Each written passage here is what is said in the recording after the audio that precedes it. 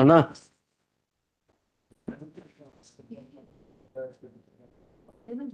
Is it better now? Better now?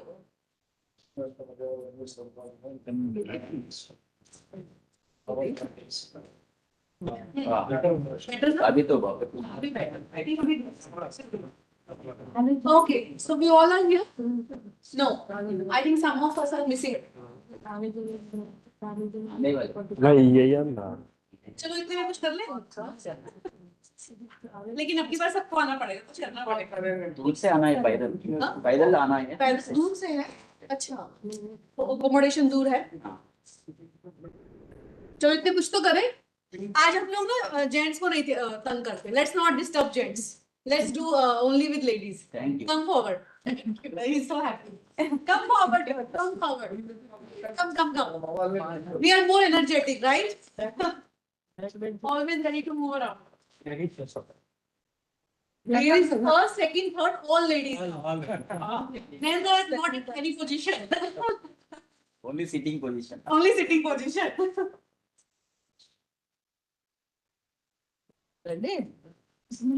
See, all ladies are so smiling, always, you know. Hello, madam. Are you also ladies? Come.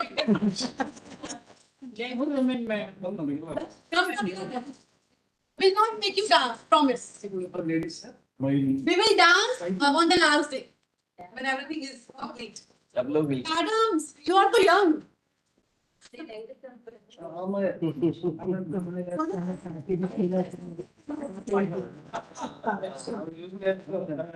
All right. So make a big circle. Make a big circle. Come now. Please, ma'am. No. Really? Okay. So make a big circle and hold your hands. Hold your hands. Okay. Good show. Okay. So now listen to my instructions and you have to do exactly what I say. No opposite. Only what I say, right? Okay. So now there are 3 words. When I say apple, you can make a big circle. You can make it a little bigger, maybe like this. Yes. So when I say apple, you have to move forward together, holding hands. Do for practice. Apple, yeah. Little steps so that you don't, you know. And then when I say orange, move back. And when I say banana, you have to figure out. Yeah? All clear? Again, I will repeat. Apple, move forward. Banana, move. And orange, step back. Okay? Clear? Okay, let me come here so that I can see you all. dance. All right. Okay, so apple, orange, and banana. Apple. Banana. Orange. Apple. Banana. Apple.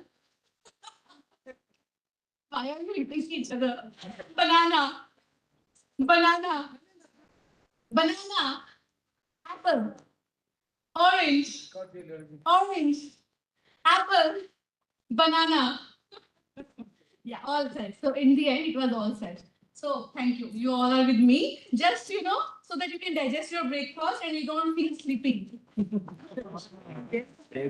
So, are you going to that's They are anyway.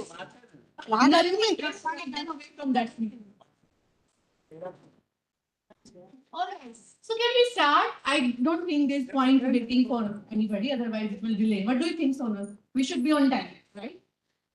So let's just take a quick recap of what we did yesterday, and then we'll move forward.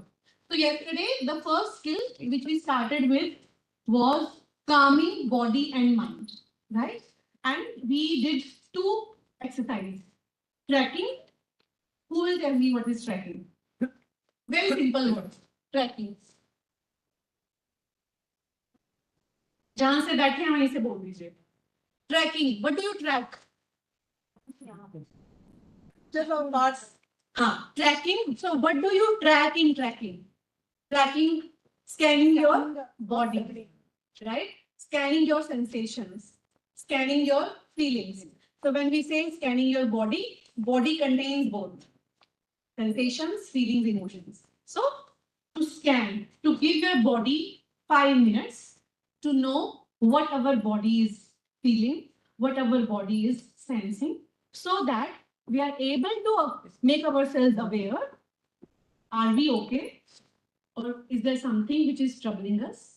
If that is there, what is this thing and how we can deal with this so that we go ahead with the day with a fresh and regulated mind. That's it. And that increases our efficiency in everything we do. Those 5 minutes are very, very efficient. And it does not mean that you have to deal with the problem immediately. It's just that acknowledgement, that recognition, there is something. I need to deal with this. Maybe not now, but I acknowledge I can find out a solution later. But I know what is troubling me, and I will not trouble others because of this trouble, which is troubling me. Yeah? Okay. So tracking we did, and then on the basis of our findings, whether we are feeling low or whether we are feeling angry, hyper or hypo, we decide what tool we need to practice just to stabilize ourselves. Right? I'm not saying that that emotion will just go away. It will be there, but at least acknowledgement, that assurance, just like, your kid is coming to you with a problem and you give them that assurance. I hear you. I feel you. I understand your problem. We will work on this together. Maybe not now, but maybe when we are free after our work. He will be relieved. Even though the problem is not solved, but he will be relieved. Am I right? Same way, we communicated to our kids, our students, we need to communicate to ourselves. That, okay, Richa or all of you, I know you are troubling because of whatever, I'll come back to you later. Let me finish this work. Okay, so grounding when we are feeling hyper, let's ground ourselves. Grounding very clear, just ground, coming to the ground, cool down. If we are hypo, sadness, anxiety, nervousness, a feeling, low feeling, what we need to do? We need to excite ourselves. We need to find out a way where we feel little energetic. Just like we did something. So if somebody is sleeping means low energy. We do this exercise just to make ourselves high in energy. Same way, you don't have to like circle and left and right, but you have to do something which makes you happy or which gives you a little joy. Now, what is that? What will give you joy? Nobody else knows that. Only you know that. What will give you immediate joy? Is there anything which gives you immediate joy? Thinking about something or anything? Anybody? Anybody? Which can give you immediate joy? Sir, maybe just a simple thinking about something that makes you happy.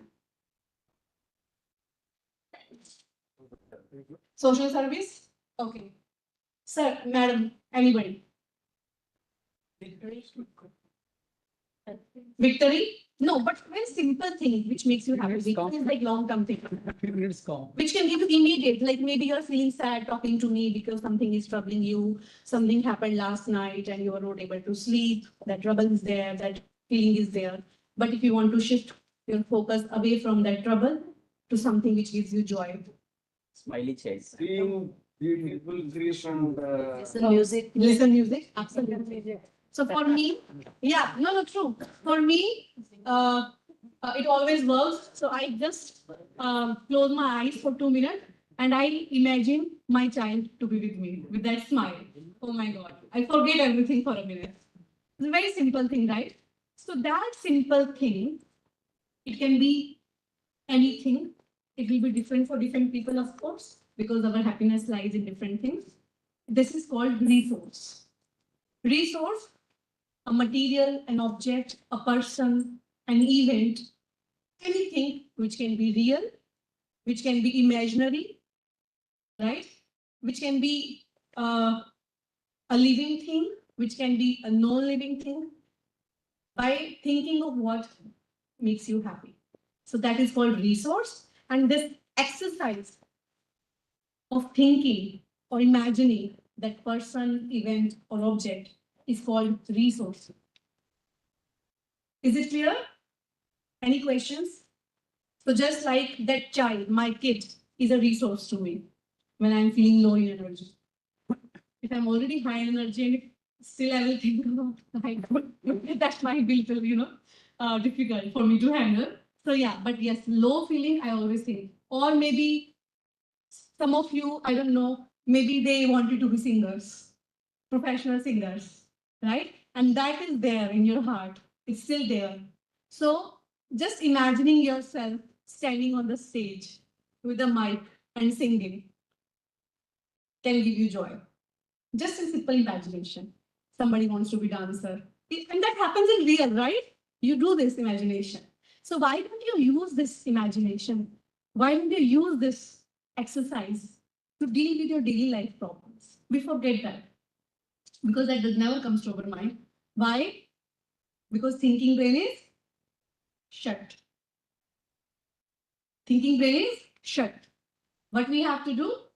We have to activate it so that we can think what is good for us and what is not good for us. That needs practice, practice and practice. So we are doing first step in this workshop, that is knowledge.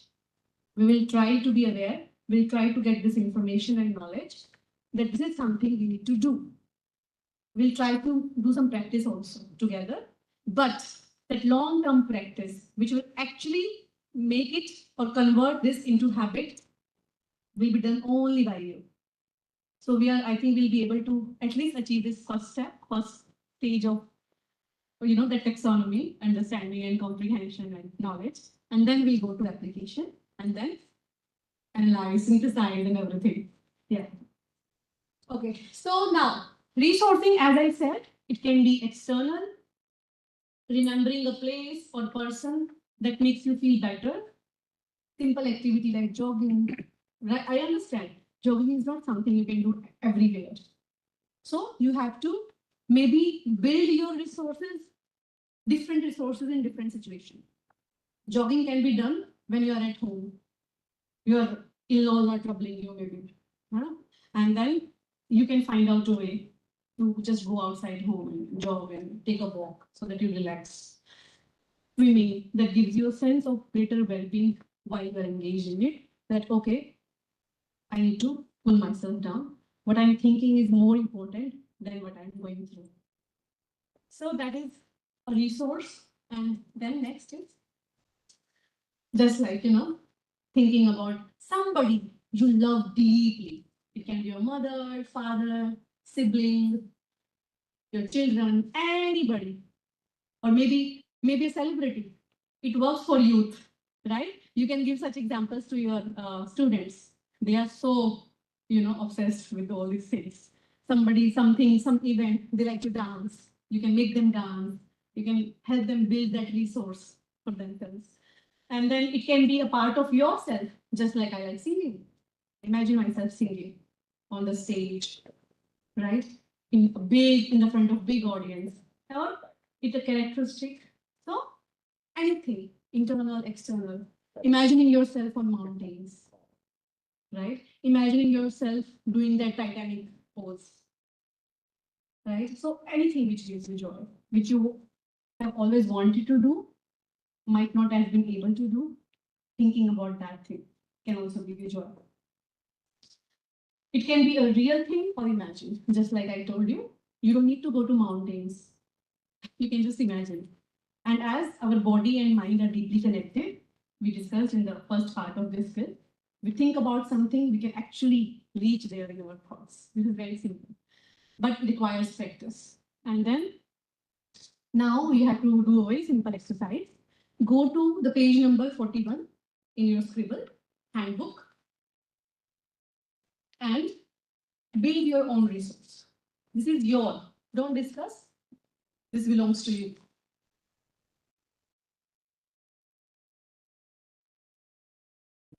So now, when we say we have to build up a resource, although these steps are in your handbook, I'm just repeating for your reference. Think of a resource. Page number. So page number 41. Video. Think of a resource. It could be a place you visited in the past, a person you like the most, or even an activity you enjoy doing. It can be teaching also. For me, it can be my visit to Vijayawada also. Something which made you, which gave you a different kind of experience, which you never forget, which you cherish forever. Now, when you think of that object, event, or activity, try to visualize it in detail, as vividly as possible, as clearly as possible. And when you do that, pay attention to little details, very small details, so that you can actually feel that. Like color, if you're imagining an object, color of that object, texture, sound of somebody you want to imagine, like water, waves in ocean, sound, taste, if you are thinking about some eatable. A sweet dish can also be a resource, anything. So now as you are doing this and imagining this resource, notice the sensations in your body. See, that's right. We have to track ourselves, our sensation. Rest your attention with those sensations. Try to focus on that pleasant sensation, that sense of joy.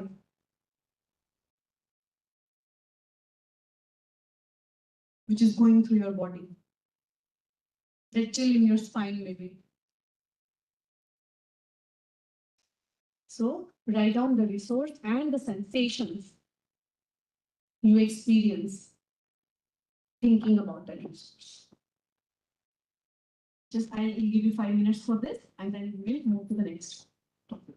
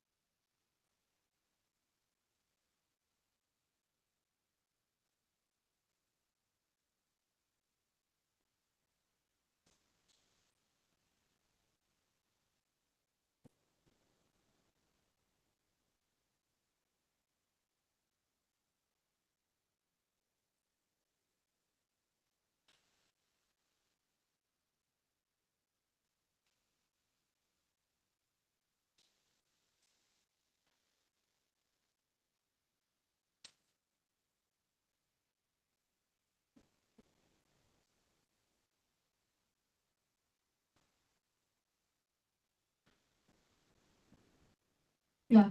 I hope you have completed this activity or you need more time. Can anybody tell me or share their resource? Anyone? Sir, would you like to share your resource? What gives you joy?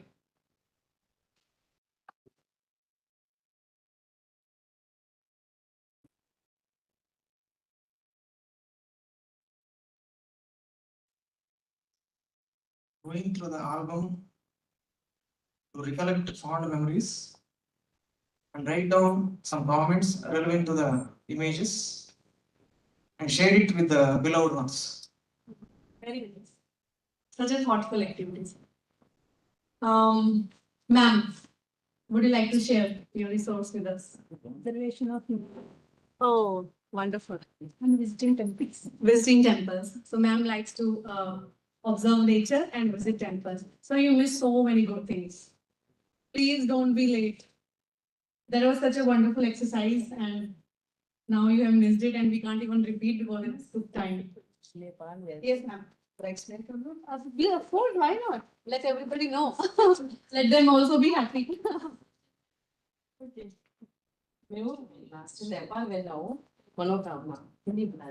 जैसे आपको everybody can understand. परिवार के साथ नेपाल गए थे। घाटियों की ऊंची सुहाना ठंडा हवा का बेटे साथ में थी हल्की दरी मिट्टी क्योंकि हम रोप पे चल रहे थे और धीरे से झटके से रोप पे रुका और उसके बाद देखिए वो जो समा था ना जैसे झटके से रुका तो थोड़ा डर लगा लेकिन जब फिर पूरी वादियों को देखे पूरा परिवार था साथ में पति बेटी थे तो धीरे धीरे वो डर खत्म हो गया और एकदम खुश थे सब और एकदम घाटियों को देख रहे हैं हरियाली देख रहे हैं घटा देख रहे हैं नदियां देख रहे हैं और सब तरफ से खुशी अच्छा था बेटी धीरे डर भी गई थी और सुहाने मौसम का वो पल जो है बहुत याद है So I think that's a perfect example of an event resource. So there are different type of resources. So this imagination actually. So what is the benefit of this type of resources? That you can use it anytime, anywhere. You see, even if ma'am is sitting with us and something is troubling her from last night, from yesterday, or from something which happened in the morning while talking to somebody, or you didn't like the breakfast, as simple as it is. You're not happy with the accommodation.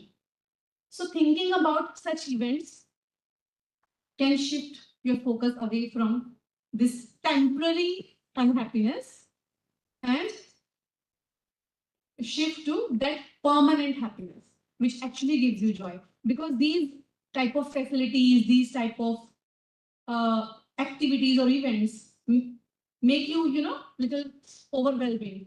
But these are not something which decides your happiness or unhappiness in real life. That is the moment which you spend with your wife, with your husband and girl, daughter. That is the real happiness. So yeah, just a very, very good example. Anybody else would like to share? Yes, ma'am. Actually, no. I can see that, ma'am. NSS programme officer मैं शिमला गई थी 15 बच्चों को ले UP से वहाँ तो अटल से क्या लेकिन क्लाइंबिंग ये सब होता है झूला ये सब होता है लेकिन मैं डर गई बच्चे इस तरह जाते हैं मैं देखकर बहुत डरती थी लेकिन वही बच्चे मुझे इस तरह लेकर ऊपर रोप नहीं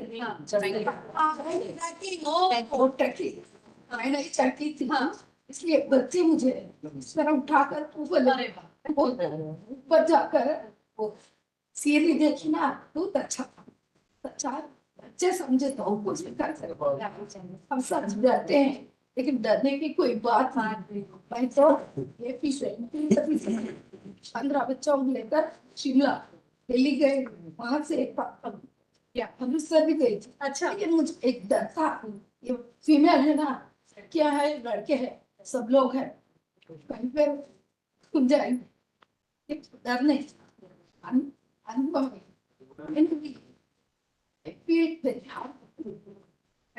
Thank you for sharing this, ma'am. So what ma'am shared, I'll just translate for the people who cannot understand Hindi. So ma'am went to Shimla with 15 students of her.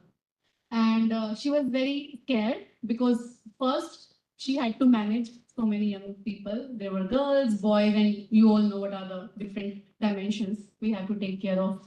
And then she was afraid of tracking also, climbing. So actually, her students only helped her remove that fear from her head, took her to those mountains along with them, and the fear was definitely removed. More than that, she enjoyed that scenic view, company of kids, and she enjoyed everything. I think those are lifelong memories. So this is a resource actually. Something, somebody, maybe a very somebody, maybe some strangers, which were stranger to you at some time, but they helped you in some way. That person can all be a resource, right? Or you did something good for somebody, which which transformed their life, right? That also, because that gives you satisfaction. That feeling of satisfaction by thinking about what you did for them and what helped them grow and accomplish something in their life. It can be your student. So anything which gives you joy is your resource. And thinking about that object event, imagining that as vividly as possible in a moment is called resourcing.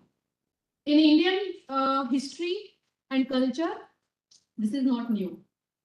I know we are just giving different names to these things, but this is there. This is well there, has always been there, which we have been practicing, I guess. Now we have to practice more because we need it more now. It is a challenging world. So to face our challenges, to handle all these daily life, troubles, we need to practice more of these things which are there, which we are aware of, but we forgot. Let's just recap and practice more so that it becomes our second nature. It comes into our habit, and we don't just what do we call it? Just go with the flow of life where you forget everything and rushing, working, earning money because you have to settle your kids, and then your life is gone, right? So yeah, it's just that. Yeah. Thank you. That's a very nice ending because it is easy for me to pick up the next skill you're going to do. Thank you. So, do you remember we spoke about EMCC yesterday? Does anyone remember? What did EMCC stand for? EMC squared. Empathy. What was M for? Compassion. C is compassion, yes. Critical inquiry. And there was one M. Yes, mindfulness. So that is our next skill. Ethical mindfulness. Okay. See, there are two words in this: ethical and mindfulness. Right? So this is what we're going to focus on in this skill. Basically, mindfulness is nothing but the ability to be present in the moment, right? Now, ethical mindfulness is to be mindful of your core values and be present in the moment, right? So if you struggle, remember your core values in that moment. And then there are three components to mindfulness. Heedfulness, which is to be aware of how your thoughts and actions affect you and others. The second component of mindfulness is mindfulness itself, or bringing a trait into focus and focusing your attention on that. It could be a trait, it could be an action, it could be an object, but the core here is to focus your attention on that and be mindful of that. And the third component is awareness, being aware of your thoughts and actions in the present, in the now. So if you see, there is a slight difference in heedfulness and awareness. Did you notice? Read it again. Read what heedfulness is saying and read what awareness is saying. And can someone tell me what is that slight difference between the two? It is on page number 45.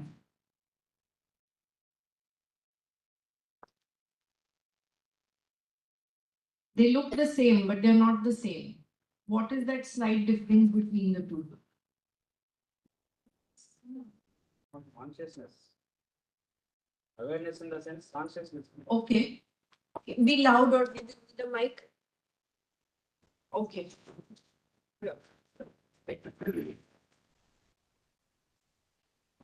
Only. Awareness in the sense that is a consciousness of mind. Okay. What are the things we are doing Right. at present? Right. That should be in conscious way. Correct. Helpfulness is not in the conscious way. Is it? It means it may damage to others and ourselves also. But is it not conscious? But in the conscious, but it is not in the society concern. Okay, that is one way of looking at it. The difference is, you are somewhat right. The difference is awareness is in the moment, now. Whereas heedfulness is general awareness of how your thoughts and actions can impact you. The difference is the time unit. Right? You see the difference in the time unit? Heedfulness, general awareness of the impact of your thoughts and actions on yourself and others, whereas awareness is being aware of your thoughts and actions in the present moment. The difference is the present moment in the two. Yes, ma'am. So that is how you remember the difference between heedfulness and mindfulness. Careful.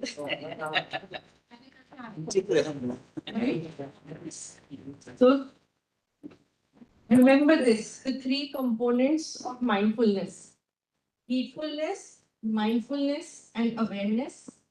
And the difference is the time unit in heedfulness and awareness. And mindfulness is your ability or your capability to focus, bring your attention or focus onto something. So these are the three big components of mindfulness. Now, what I want you to do is think of a time when you did not have heedfulness, when you did not have mindfulness, and you did not have awareness. Think of a moment and how not having these three affected you. Right? Think of one instance where you did not have heedfulness, awareness, or mindfulness and how it affected you. And take 2 minutes to write it down in the notes. So maybe something, what happened in your classroom while teaching to your students, that you maybe lost control of your thoughts, of your actions, and then how it impacted you and your life. Or maybe an event where you were interacting with your seniors, officials, and you again forgot your values in that moment, your awareness in that moment, and how it impacted you. And what you could have done better not to experience that impact. So just think and write down in your notes.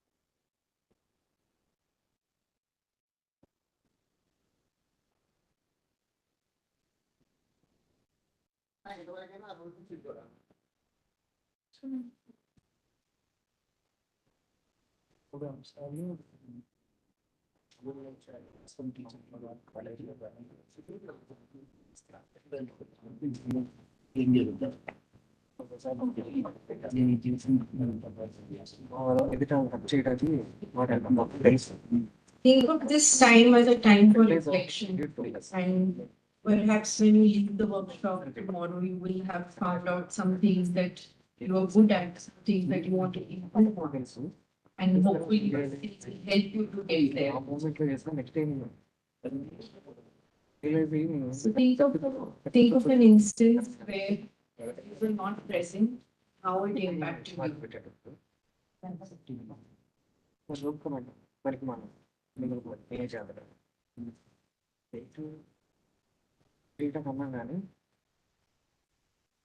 Negative impact ఎక్కువ ఉంటుంది positive వేలో మనం motivate బెటర్గా చేయగలం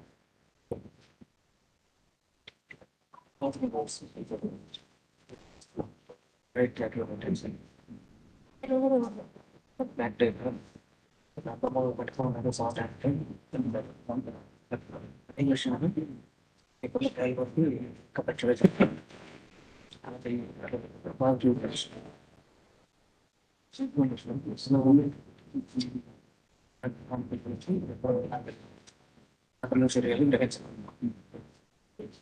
Another minute.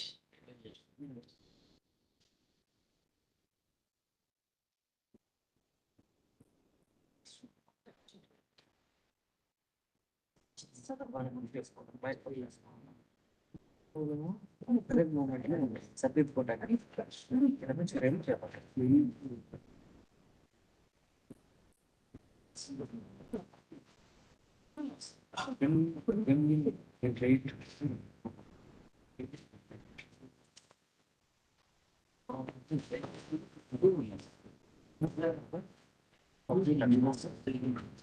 జ్ఞాపకం చేసుకుందాం 20 seconds. Then we ask one of you to share what you have written down if you feel comfortable.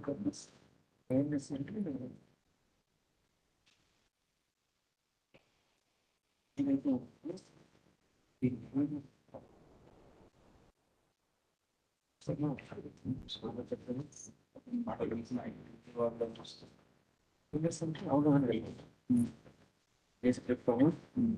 ప్రతి ఆలోచన పట్ల అవగాహన కలిగింది అవగాహన కలిగించేది లేదా శ్రమించడం అట్లా చేతలు చేయడం రోజు ఎక్కువ ఈ క్షణం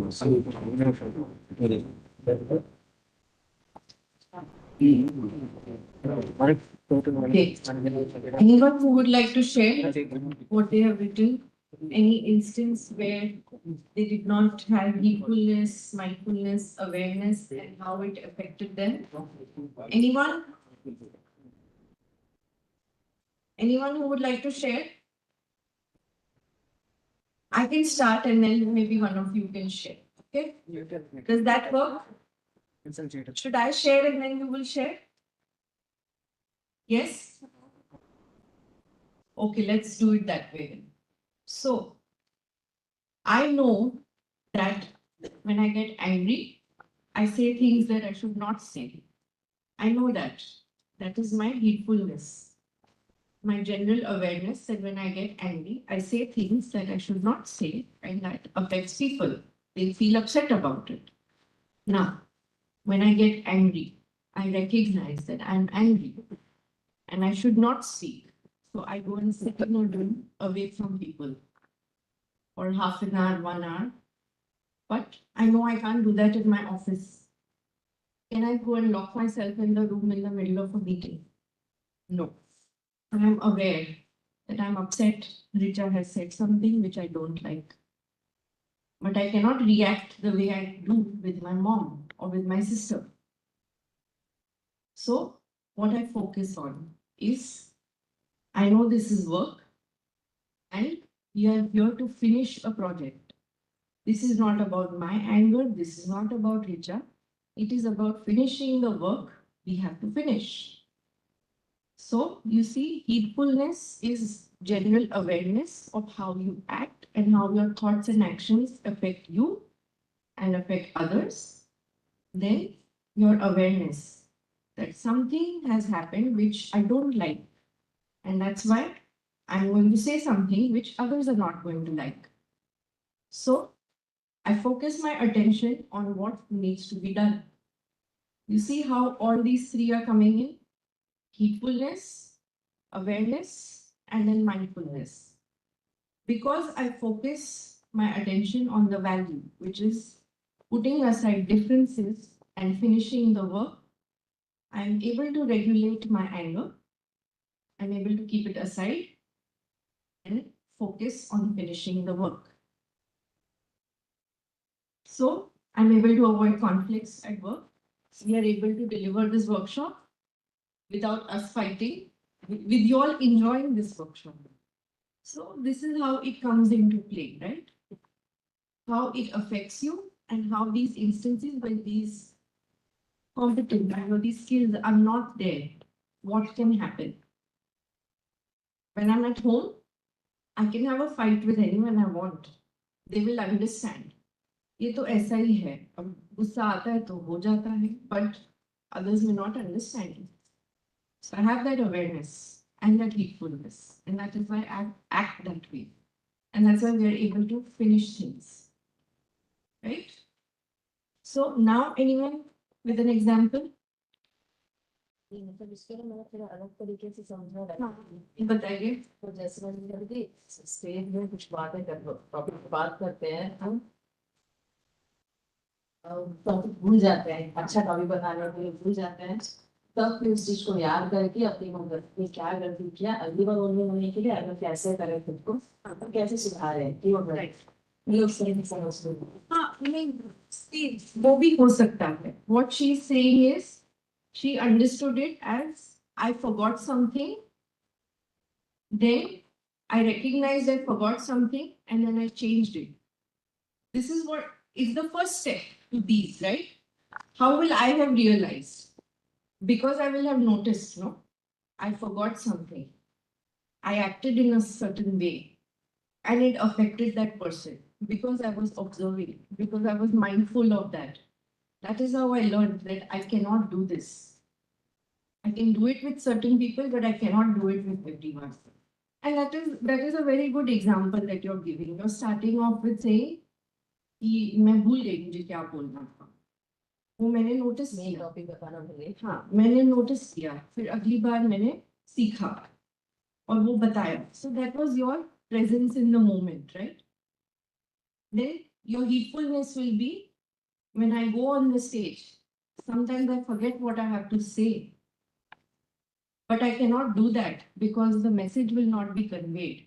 So next time I will remember. I am forgetting what I have to say, but I cannot forget what I have to say. And that's what I will say then. So this is a great example of the starting step to building this skill. And as you practice, you become better. You start recognizing your own patterns and you start regulating those. That is how mindfulness is built. It takes years. It's not an overnight skill. This is just the knowledge that you're giving me. And you're taking it as good example. This is my starting point. If I continue practicing, I will get to that stage where I'm able to recognize my emotions, my thoughts, my values, and when I am behaving in ways which are opposite of those, and how it is affecting people around me, right? So on that note, we come to the next picture here. Yes. 15 सालों के पहले घटना गुजरी थी। उसके बाद मैंने जब इंटरमीडिएट लेक्चर से जेल जब अज्ञातवास मैंने कुछ टेक्स्ट बुक के बिना क्लासरूम चले गई। छोटे छोटे बच्चे थे बस क्या करना है, गलती भूल गई, कुछ भूल गए। मिथिला तेलुगु का है, मुझे तेलुगु का नहीं जानती, मैं तो भूल कर दी, गलती मैंने नहीं की। लेकिन बच्चे डर कर मेरे पास नहीं है, मैं तो बोल दिया। फिर आकर देखी तो वो सब भूल करे, मेरा भूल है, मुझे गलती कर दी। उसमें रजिस्टर होता है, जैसे वो लोग उनके नाम बिगड़ा कर बोल बाद में बच्चे आकर मैं अपने गलती बताया। मेरा भूल मैं मान ली। उस दिनों से जो से सब कुछ क्या सीखना सीखी। क्योंकि वो तो बच्चे हमें सबको जाना है ऐसा नहीं जाना पड़ेगा, क्यों? बच्चे भी बता सकते, वो पहले पढ़कर आए थे, वो तो तेलुगु स्टूडेंट, थोड़े तेलुगु जाना होता ना, लैंग्वेज, इसलिए मेरे भूल इन वो awareness Correct. So this is another good example. She was saying that she taught something to her students and they did not question her. But when she went back and she saw in the textbook, she had made some confusion about names and some information.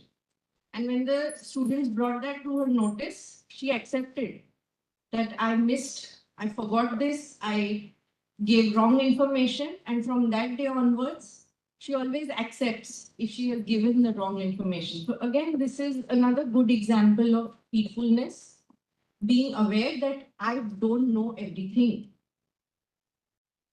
Second part, if I am wrong, it will impact someone.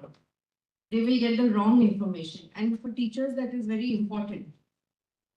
But at the same time, I accept that if I am wrong, I will correct that information without shouting at the student or without getting upset with the student.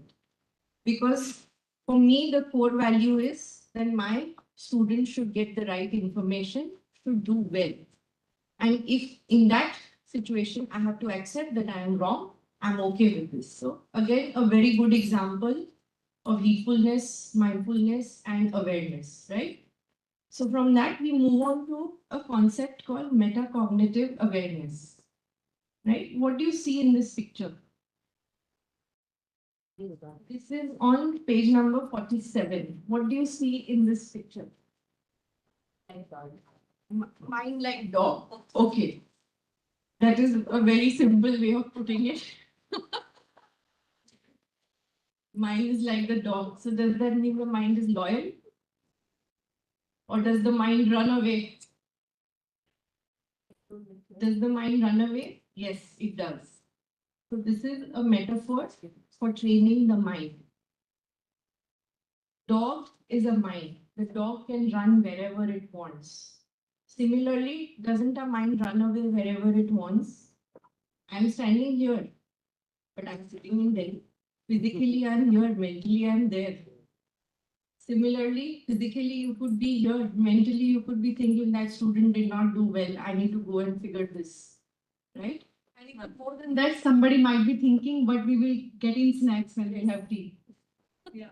Yes. Yes. It is approaching tea time. I'm also thinking that actually I'm a little sleepy. Maybe I will have one cup of tea today. So physically I'm here, but mentally my head is in the tea. So that is your mind and your dog. Dog can run anywhere. Your mind is running anywhere.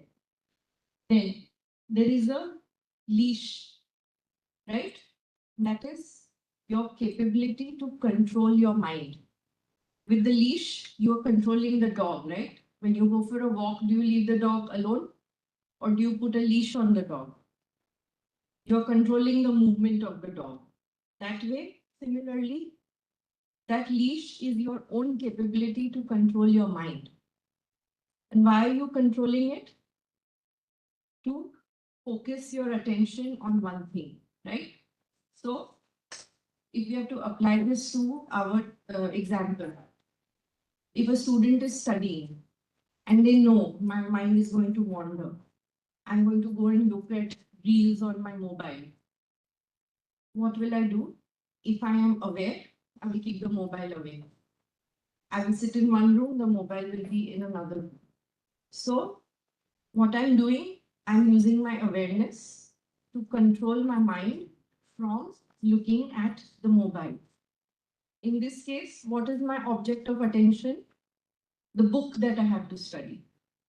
So, this is nothing but training the mind, being aware what can distract you and removing that distraction so you can focus your mind on something so that it does not run away like a dog, right? So you control where your mind goes in that moment.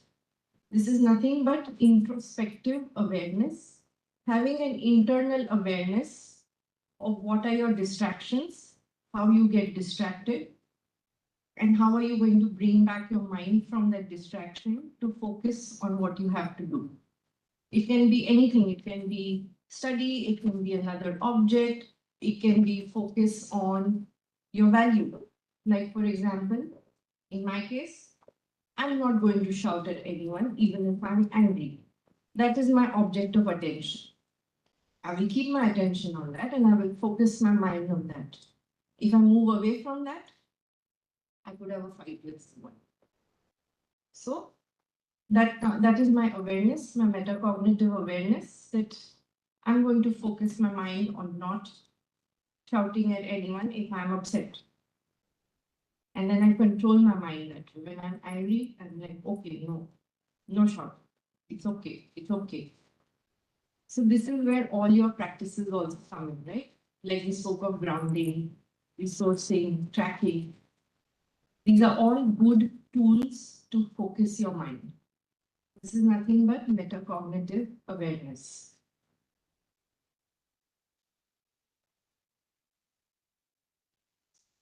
Now we go on to this activity, which is on page 50. What do you see here? What do you see here? A tree. But there are parts to the tree, right? So when you look at this tree on page number 50, what do you have to do is, in the roots, you're going to write down the values that you learned in your childhood. Is it childhood written over there in the first question? Yes. So you're going to write those values that you learned in your childhood. Say maybe from your mother, father, your family, etc. Then in the bark, in the trunk, you're going to write the values that you received from others when you interacted with others, right? Then on the leaves, at the top, you're going to write, what is it that you're going to write? The values they want to, the values that you want to develop, right? Yes. So why? I'll also explain the objective of doing this activity. So you understood what mindfulness is, but we added that ethical word with mindfulness, which means that you are aware. But how much your awareness, your thoughts and actions are aligned with the values you have inherited or acquired while growing up in your life. You see? So we often say that we should not lie. Do we really not lie? No. Right. So we often say, as adults, we should never break the red light. Do we always take care of that? So very simple things we have learned from our parents, from our family as values. But in this hustle of life, we forget to align our actions based on our values. And it is very important to observe this because of this disalignment, we go into dissonance. Some people do, but they feel guilt. They're always in that confusion and that dissonance and fighting with self. Why did I do this? I could avoid it. I could avoid it. So better than regretting after doing this, which is not aligned with our value. What is that we can practice so that we take that pause, think, and then we make an informed decision? Just very simple thing which we can acquire and practice. So here, that is why we are asking you to again deep dive into your previous learnings you have received from your parents. Write down in that root because these are your roots, and then which you have absorbed from your environment, surrounding societies, that becomes the trunk. And what do you want to develop? Values and beliefs can change with time. Something which was valid 100 years ago may not be valid today. So thinking about that. So we'll just take 5 minutes to do this exercise and then we will move to the next step.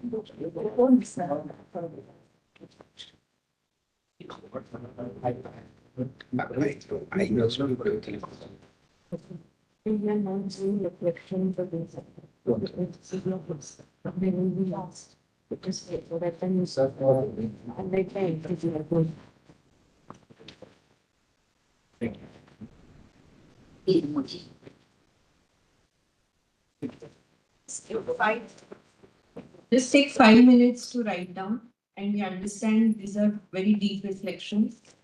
Some of this may carry on beyond 5 minutes.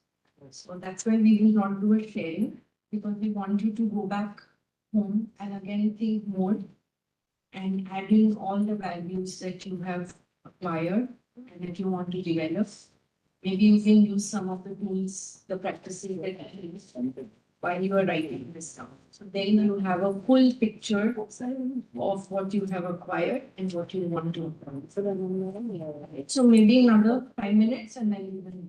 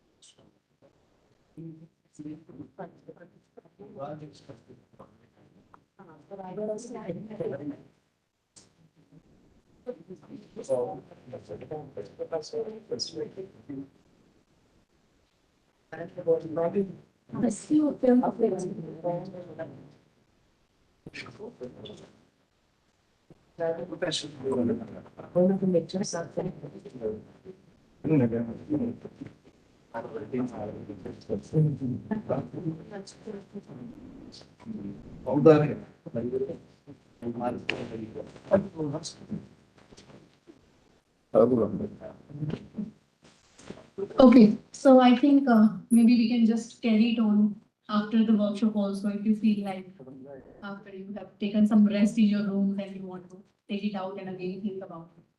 Okay, so the next skill is, see, all are interconnected. I hope you have noticed that every skill, every proceeding skill is building up on the previous skill.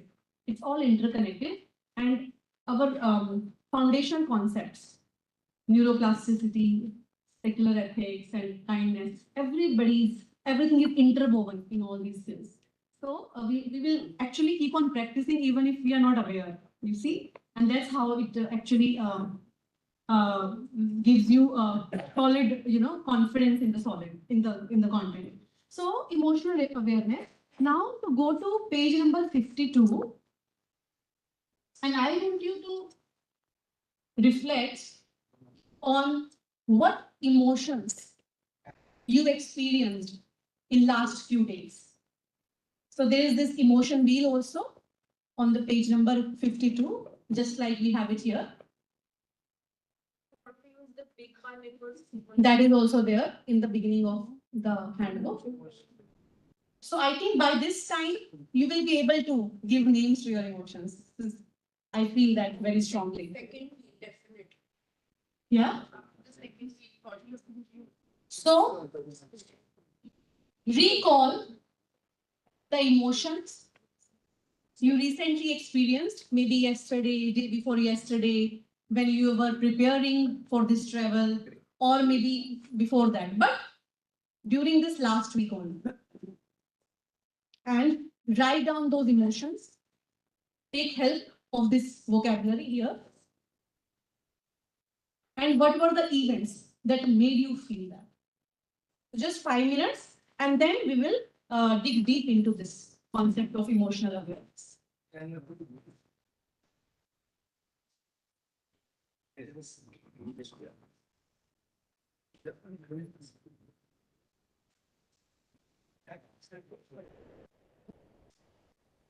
So no noise, please. Don't discuss with each other.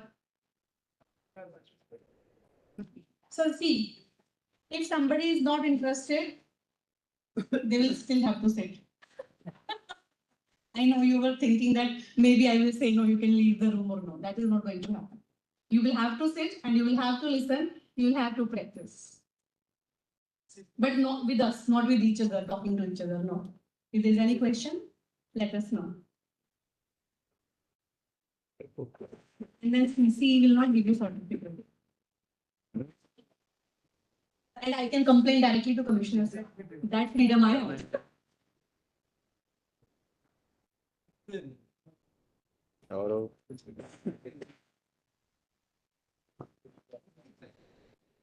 Again talking.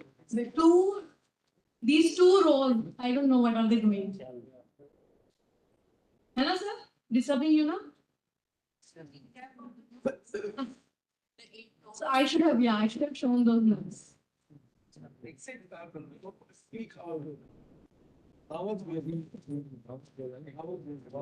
Actually, they're teachers also. No? They're teaching comes.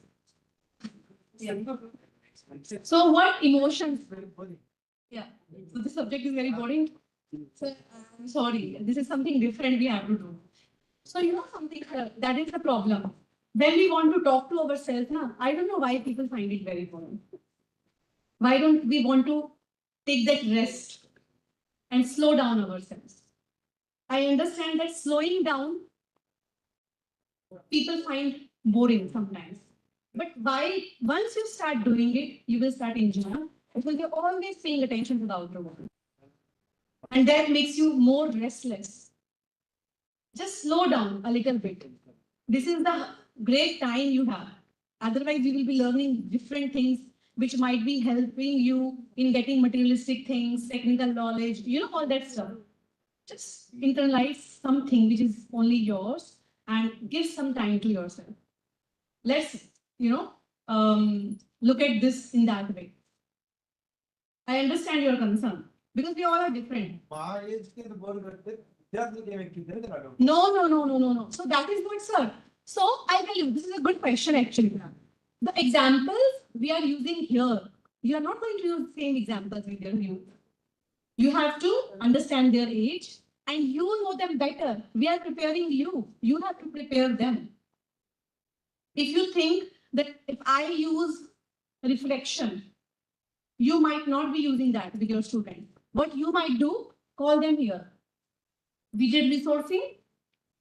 You will make them stand in front of you, maybe one girl, one boy, and you practice that with them. And they do it and then they share.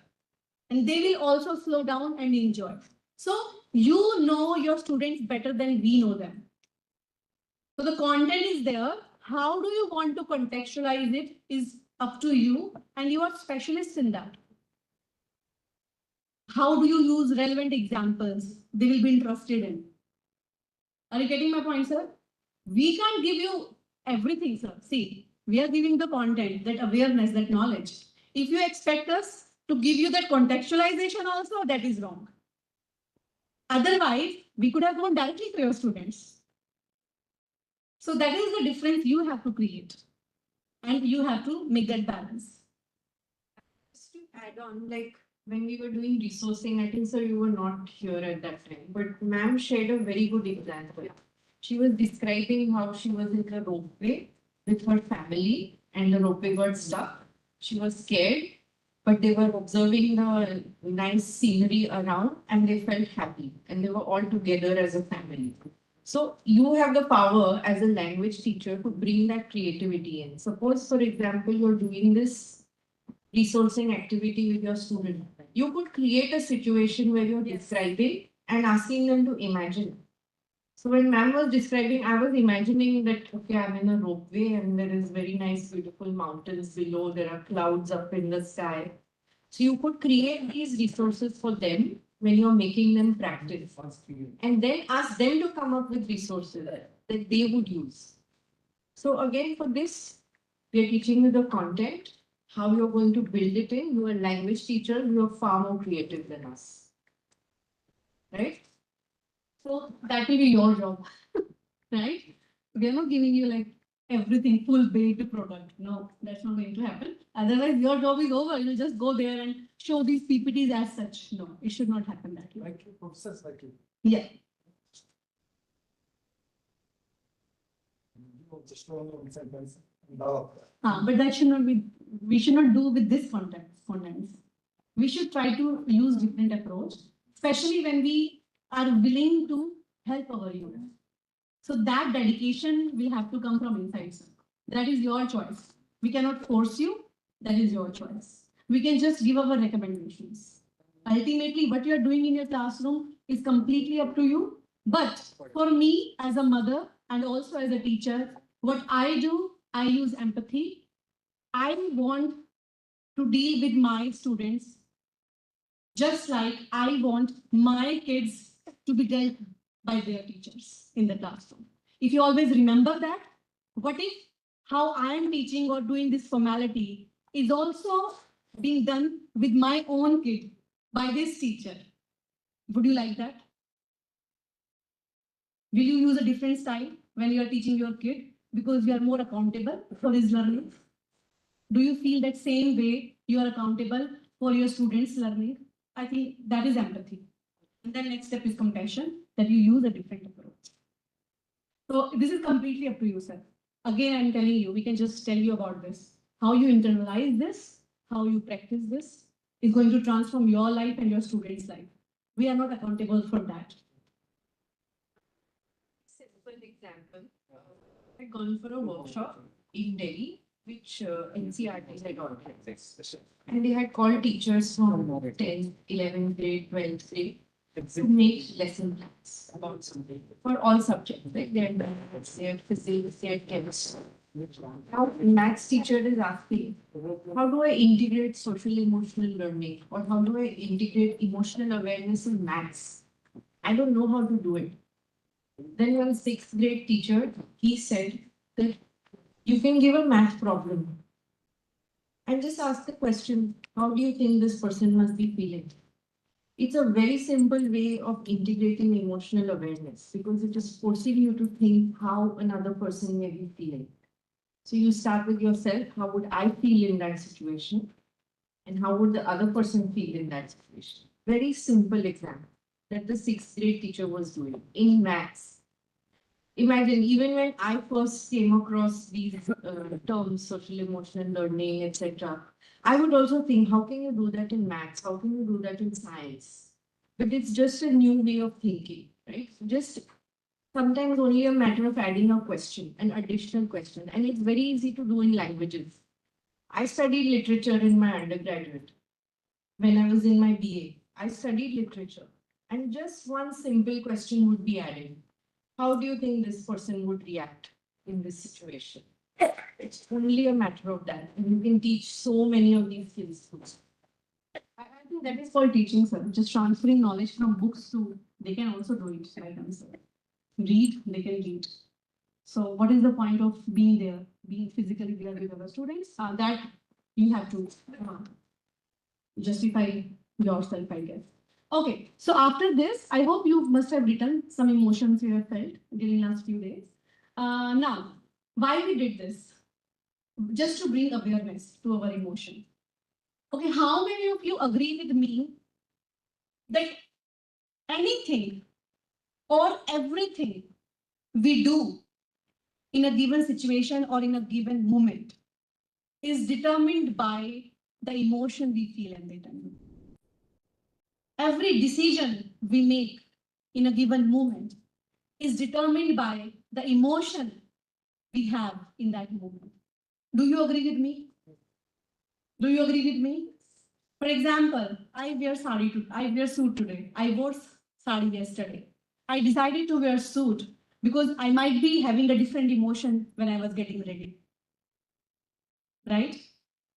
We choose, we choose a particular dress, sometimes very gaudy, very shiny, when we are in a very happy mood, bright colors.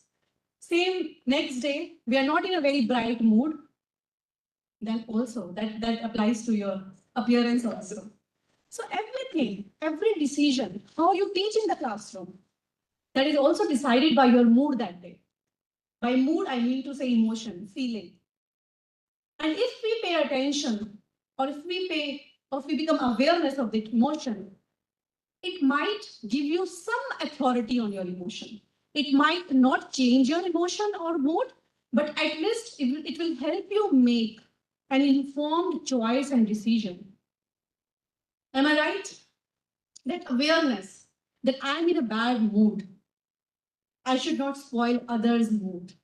That little awareness will help you build healthy relationship, will help you not to spoil our relationship with our family members and our colleagues. So that little awareness, I know these are like real life things, not easy. But again, something this is not easy, that is why we are talking about it. If it was easy, we never had to talk about social emotional learning. We are teaching, we are facilitating because we have to help our people, young people, to acquire these skills, to make them practice these skills in your classrooms every day. You demonstrate that in your behavior. You enter, ask, how are you feeling, guys? You don't ask. Do you ask? How many of you ask? You ask? Why? What does it take from you to ask a simple question? And they will feel so secure that you care for them. Just 5 minutes, it will not spoil your lesson plan. And then you are set. Those left 30 minutes will be more efficient than those 50 minutes where you will not be able to bring that, build that rapport. So I think it's all about what you demonstrate and then you are there. And ultimately it will reflect in your students' results. We see, right? Oh, chemistry teacher always get good result. Why not math? It is not only about the difficulty of the subject. It depends a lot on how teachers teach that subject, with what commitment he teaches. Are students feeling comfortable to come to them to discuss their problems? Not only subject problem, personal problem. So again, sir, it's completely up to you, but let's just recap and recall everything we have inside and try times to exhibit that in our behavior. Okay, so next is, yeah. Okay, now since we just wrote down some emotions, can emotions be harmful and beneficial? Anybody? Anger harmful. Anger harmful? Patience beneficial. Beneficial. Compassion beneficial. Okay. Fear harmful. Happy harmful, Hmm. jealousy harmful, Hmm. equanimity beneficial, Okay. forgiveness beneficial, impatience Harmful. gratitude beneficial. Asha, we all know that. We all know that, but still we feel jealousy, knowing that it is harmful. Yes. Right? We still situation is happening, which is very normal. Human beings, biologically, everything is normal, right? But what we need to do is now that bringing that awareness that I am going through a harmful emotion. Just give it time to be aware so that that little spark of anger, that little spark of jealousy does not convert into full blown fire. What is easy to extinguish the full blown fire of the forest or to extinguish that little spark? What is easy? Spark, right? If the whole forest is in fire, will you be able to manage that fire, set out that fire? But when you have noticed from the beginning that spark is there, when you work in kitchen, when you find it anywhere in your car or something, that you know that thing is happening. If you take action on time, you will be able to set out that spark, which will help you from that full blown fire of the forest. So you have to choose. You have to make a choice. What do you want to do? So next, please. Yeah. So next. Okay, it's not there. Come back. So let me explain now. It is on your page number. There's this thing. 55. Okay. So if you see, go through this metaphor, spark to forest fire, right? What it reflects? You've had a fight with somebody at home. Let's say with your partner. It spoiled your mood. You are in anger. And when you are not giving time to this emotion, understanding that I am angry, I need to be very conscious how I behave with others whole day. But you did not get time because you don't check in. You find it boring. It will waste your time.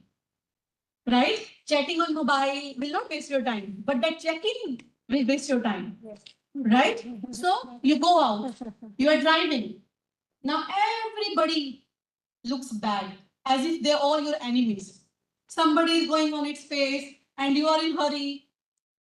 This man doesn't know how to drive. So that man is also enemy. Your anger is trickling down there also. Okay. And then you reach your classroom. Some student, you know, poor fellow comes with a question. And since you are angry, you don't know how to solve this simple question. What are you doing then from last so many days? That anger is going there, right? And then you're talking to your colleague. He comes up with a problem. He can come up with anything, problem, solution, anything. And then, oh my God, why everybody is eating my head today? So everybody is not a problem. Your mind is a problem because you're angry.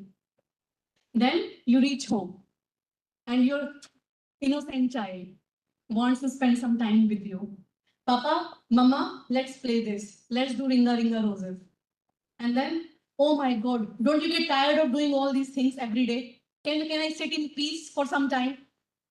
And then, so from that spark in the morning, it became a full-blown fire. If you would have noticed that spark in the morning and give time to it, extinguish it. How to extinguish? Maybe grounding. Just 5 minutes, something which makes you settle down. And then you are going with a fresh mind. So this is your choice. And this is how the mental proliferation happens. If we try to hold our emotions very tightly, we will stay with them forever.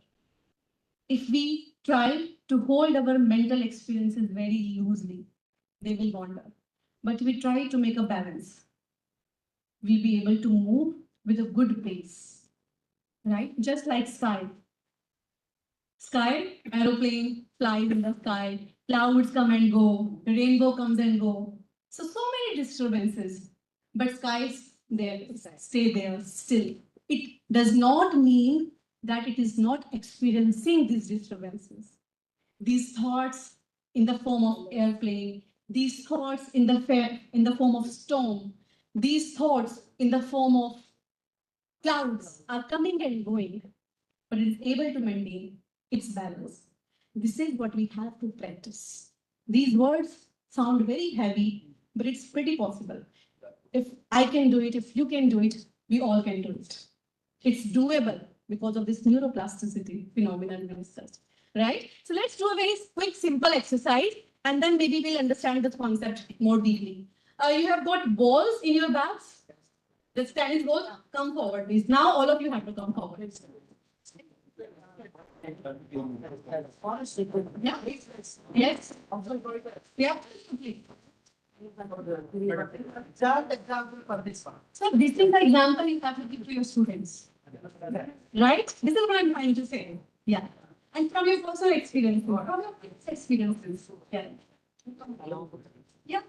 Yes, we can do that. Can we come outside? It is less space here. Come. Come. Come. I know it is not you, but come. No, we are not insulting. We are respecting you. Here. For some fun.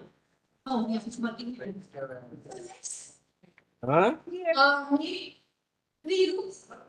Service law.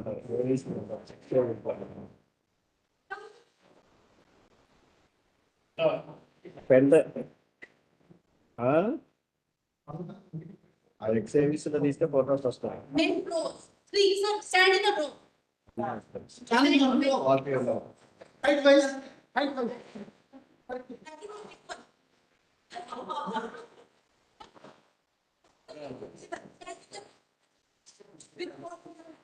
No, like this. Yes. Stop. And then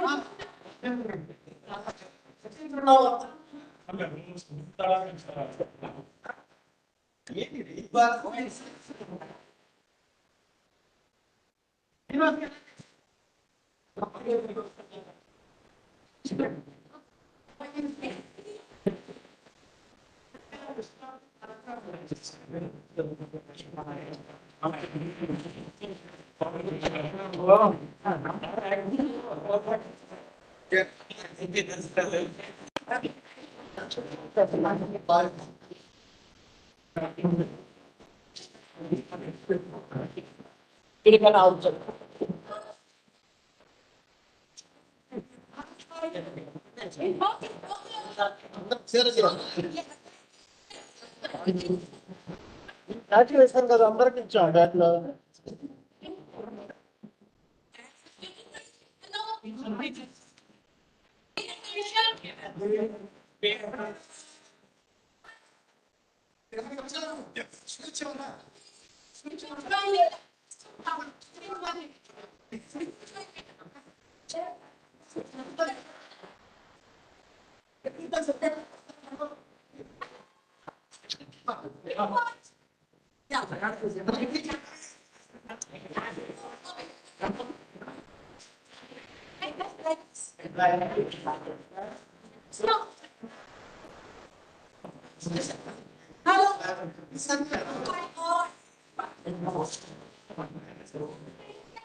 women talk.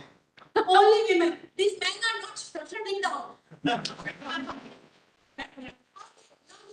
So we are keeping our hand like this.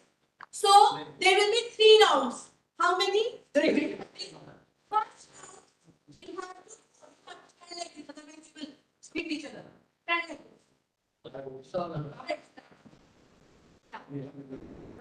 So in the first round, we have to hold it tight. Like completely. And then straight as possible. Okay.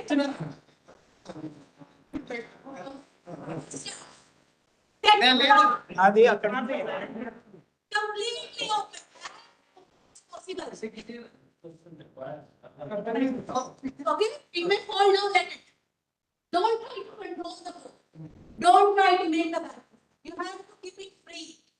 Otherwise, it will not get deep. Make a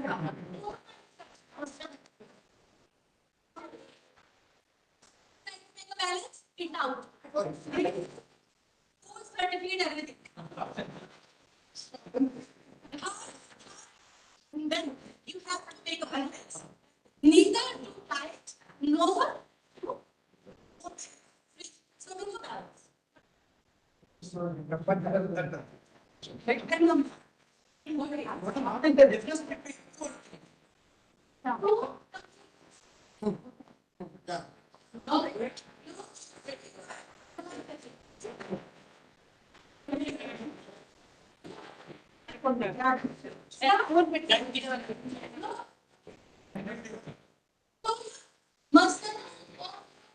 Must be relaxed. Relax. And you're no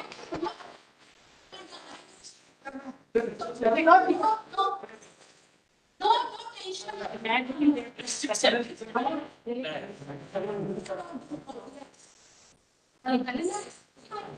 Behind meters, relax. First round. First round. You want to know?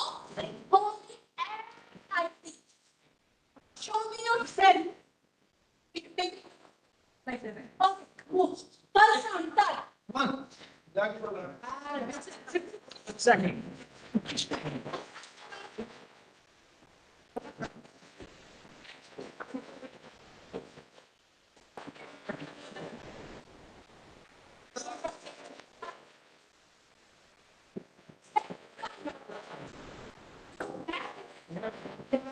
Start. Yes, yes,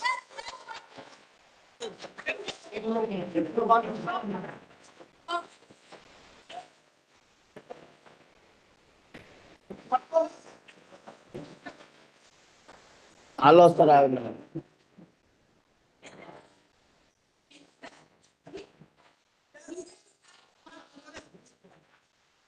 yeah, very good. Wow, very nice. Very nice. Go back. And these two people are so lazy.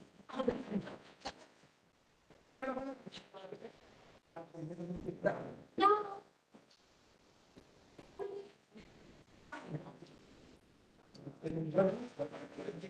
Stress free. Stress free. Ma'am, please. Teacher. How did you feel in the first round? How was it feeling? Pressure? Too much? Comfortable? No? No comfortable? Second round when it was comfortable? Comfortable? You had that fear of third? Comfortable? Parents? Yeah. Did you enjoy it? Yeah. Ladies, you want to this? Yes. Yes. Yes, Bharat. No. No. That was like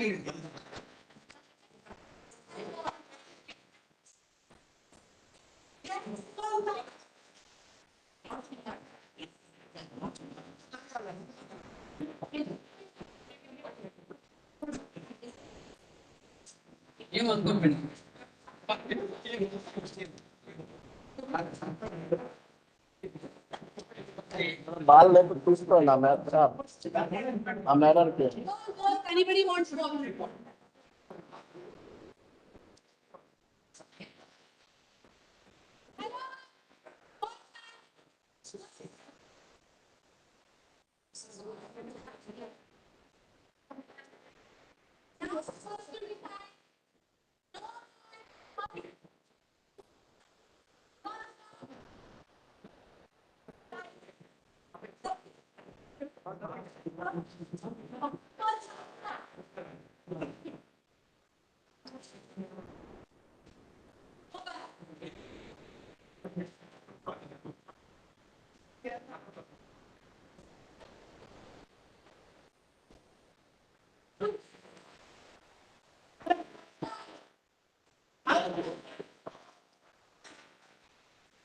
No, you can keep back.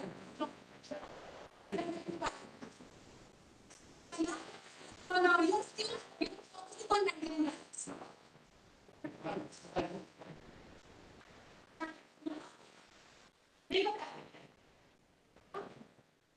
Now first slide.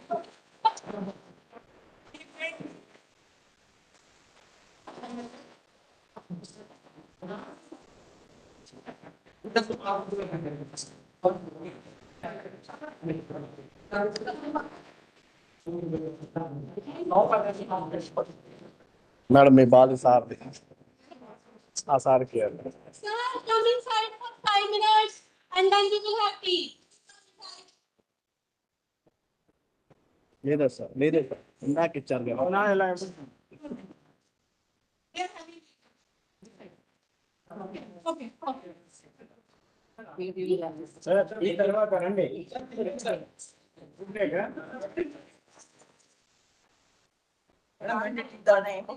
Aruna madam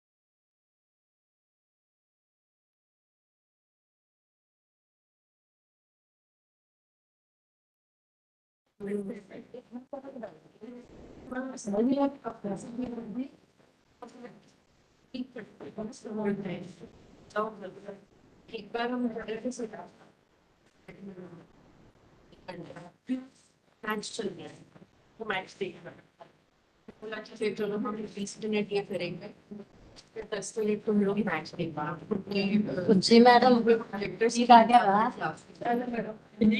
इसकी basis पर उन्होंने participate किया, फिर हमने match दिखाया उनको, लेकिन हमने बोला किसी को बताया तो हम फंस जाएंगे। वही है कि वो ट्रस्ट आप में भी कि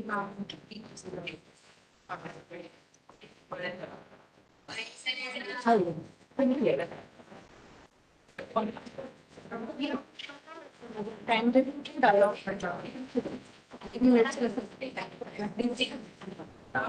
पीरियड में कुछ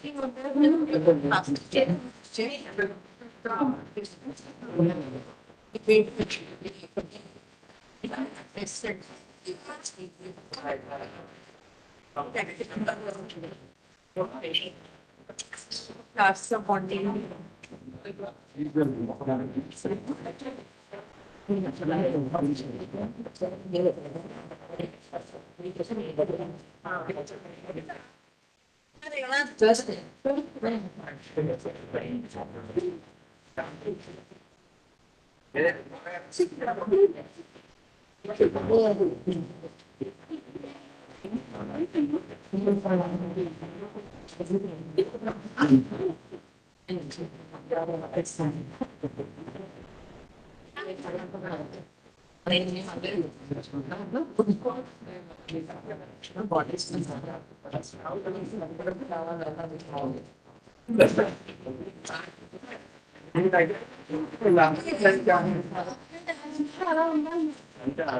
ఫ్యాన్ మేడం కాబట్టి ఎలా ఉంది I'm God made God made us.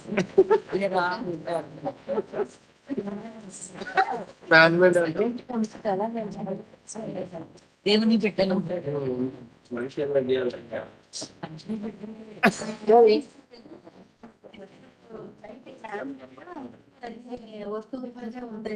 అవును మేము గాడ్ మేడ్స్ అయితే నేను మ్యాథ్స్ నేను అనిపిస్తున్నాను ఫ్యాన్ మేడ్ బాటిల్ తో తాగుతున్నారు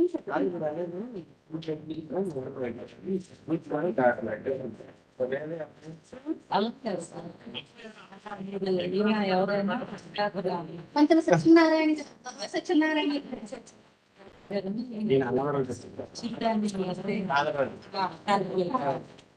బాబాయ్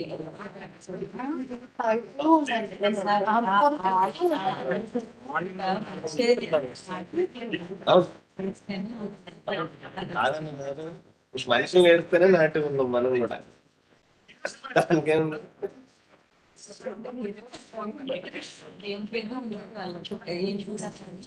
ప్రయత్నం లేకుండా ప్రాబ్లమ్స్ ఎలా అంటే అలాగా రెండు చూపించారు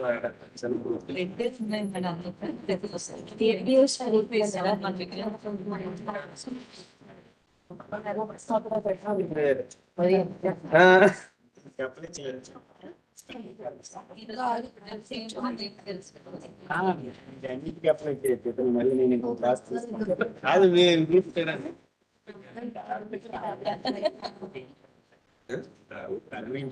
అమ్మ చేస్తాలే కానీ చేసుకోవచ్చు.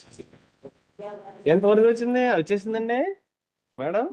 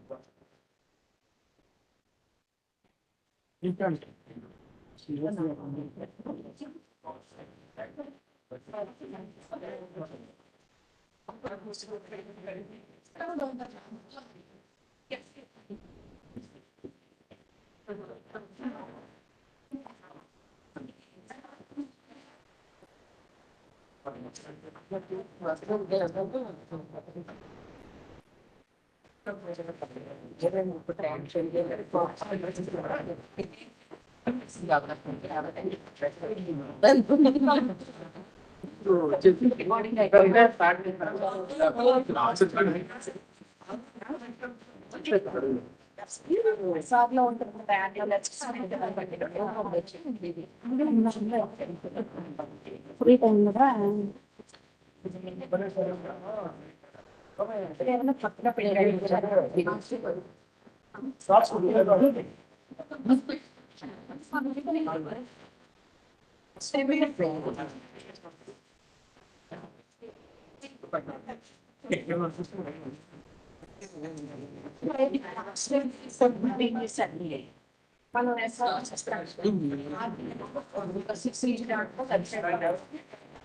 ఫిజికల్ కాపీ ఉంటుంది కదా కూడా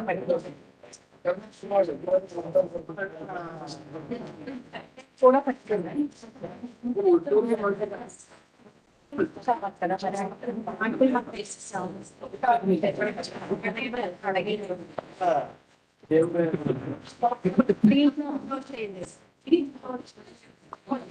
కానీ మనకి ఫిజికల్ లో Lakshmi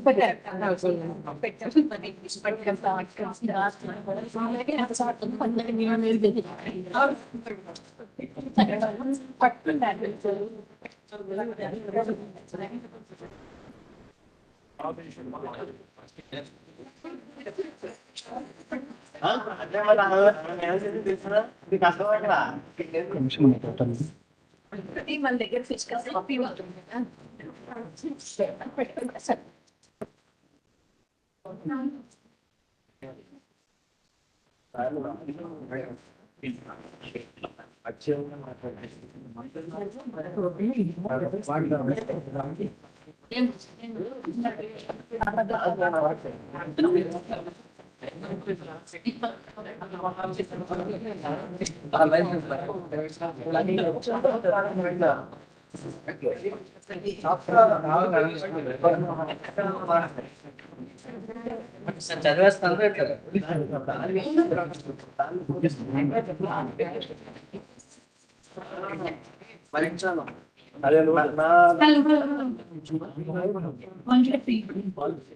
Madam, bad writing. Madam, please sit down. Sir. And why did you come so late? Why did you come so late? Huh? Not well? हमारे स्टूडेंट कितने एक्सक्यूज बनाते हैं ना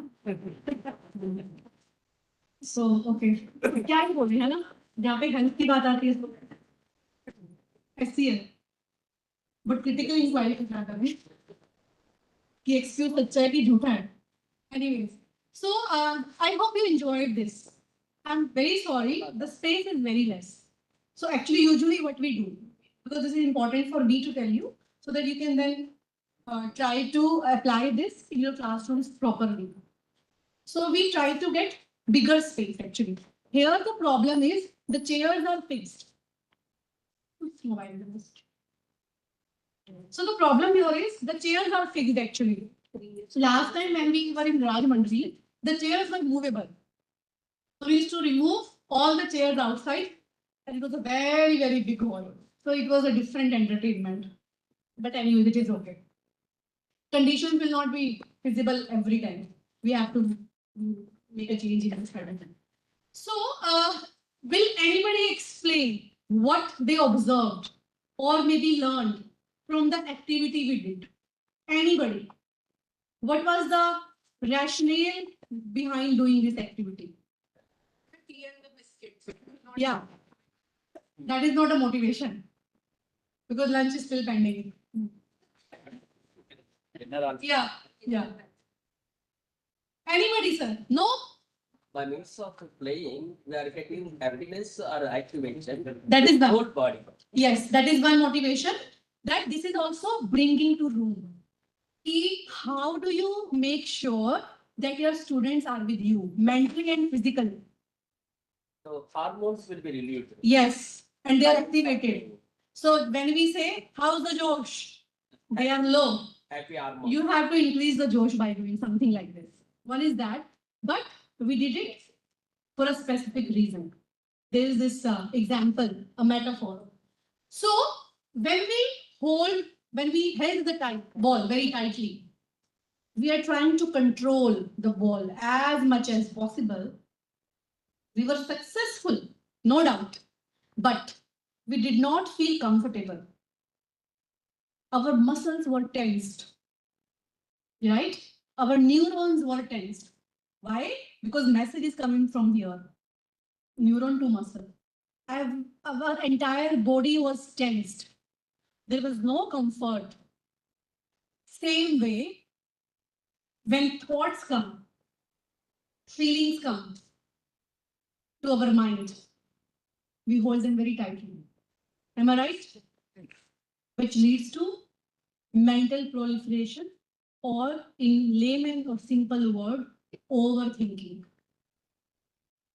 Sometimes we experience some things, we hold it very, very tightly, and then that thinking, which was not a problem in the beginning, it just something happened with us. We made it a problem by overthinking, thinking. So very simple, your partner said something to you in harsh way, maybe. Oh, why did you do like this? Something, and you are sensitive. And women especially, as always, right? With their husband, they're always sensitive. How could you speak like that to me? Right? So it came.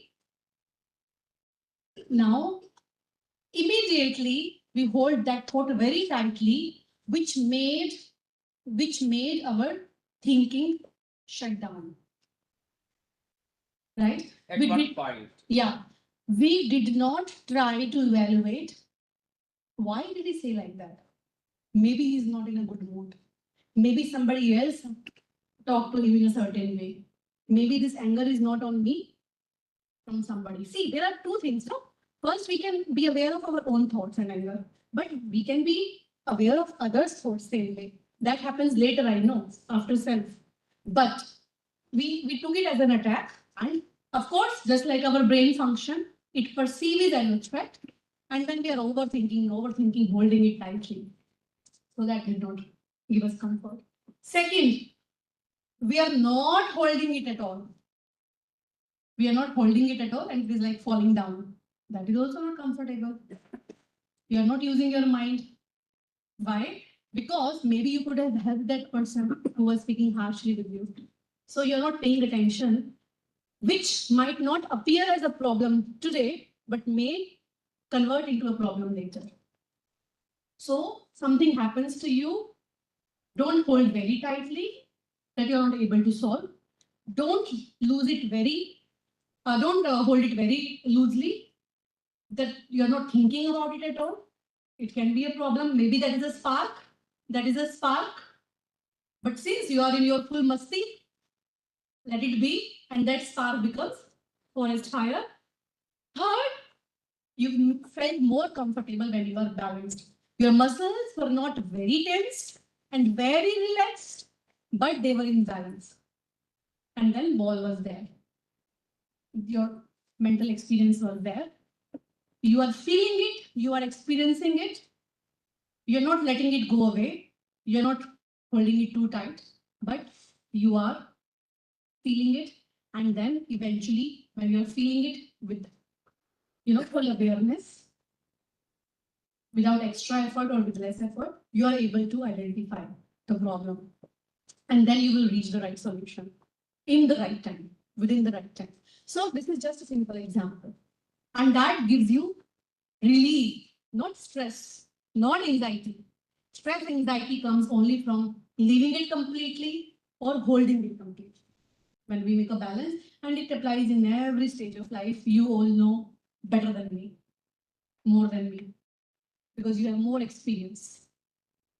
So please use that experience in your life. I'm just helping you recall all that stuff because I still have to reach where you have reached. And that will, I think, increase my learning as a person. So please use that experience. Don't forget your experience. Don't hold tightly. Don't be very loose, and try to make a balance. This is nothing but emotional awareness, paying attention to falling and rising of your mental experiences without being attached to them too much. Just like the sky is letting everything come and go, but not is getting attached to them forever. Right? It can also mind why this airplane is coming and then why did it go back? It should stay with me forever. But it is not. It is an open sky. Come and go. Mind is just like that. Let it come. Don't absorb forever and then let it go. Yeah. So this is what the emotional awareness, and then we are moving to self-compassion. So this emotional awareness will also help us have some compassion for ourselves. This might also lesson. When we were students, we used to joke. What do language teachers like the most? Can anyone tell me? What do language teachers like the most? They enjoy doing this. Any guesses, anyone? Yes. What do language teachers like the most? They love doing this. In simple words, what do you like the What most? do you like the most? Teach. Okay. Telling stories. Telling stories. Okay. You know what we used to joke? They love giving letter writing activities. We were students. Essay writing and letter writing. And they will give weird topics for letter writing. I don't know where they come up from. But they give letter writing in every class. And as a student, we used to not like it. But we had to do it. So today we are going to do a letter writing activity. So one sentence. So you just felt, she said, we never used to like it because it requires thinking. Whatever requires thinking, we find it boring and we don't like it. We don't want to think now. we don't want to use our brains. I don't know why God gave this brain. Huh? Give you a tea break. Now we're going to do letter writing activity. So you will turn to page number 59 of your scribbles. Right? Do you see a letter, write a letter activity over there? What you have to do is, you have to write a letter to a friend. This friend of yours is going through a very difficult time because of whatever problem, I don't know. You have to write a letter to that friend, giving them support, giving them words of encouragement. So that's the first step. Then you read that letter and then you will answer for yourself. How many times have you given these words of encouragement, these words of support to yourself? Okay? So 5 minutes, maybe 7 minutes, write a letter to your friend, giving them words of support for a problem that they are going through. You can write it in Hindi, in Telugu, in English, whichever language you want. So you turn to page number 60 and you write a letter to your friend.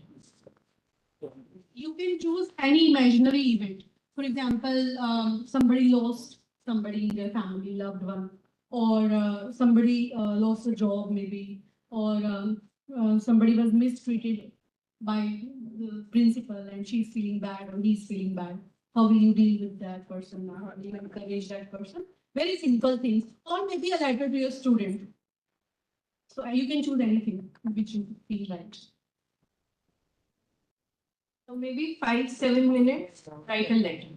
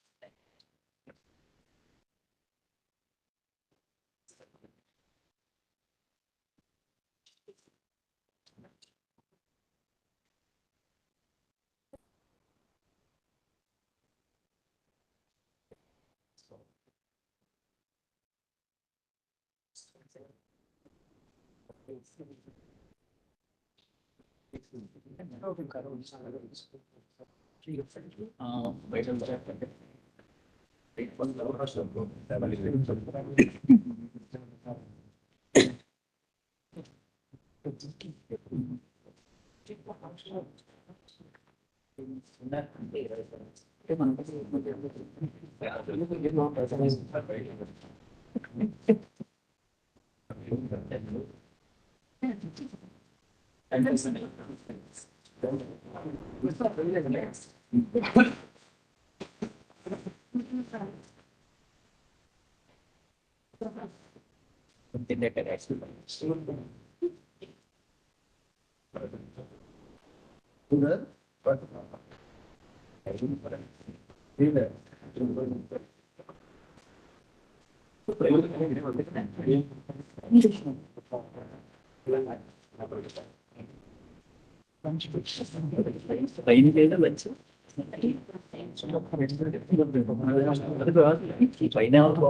പദം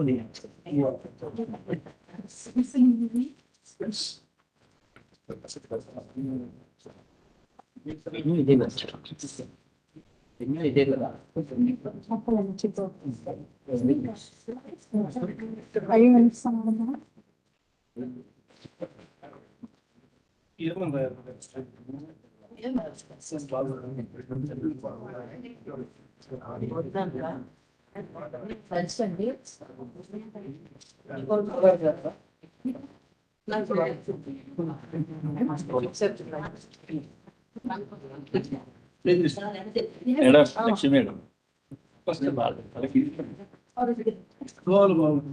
Ramesh, Ramabhadra, the man of command.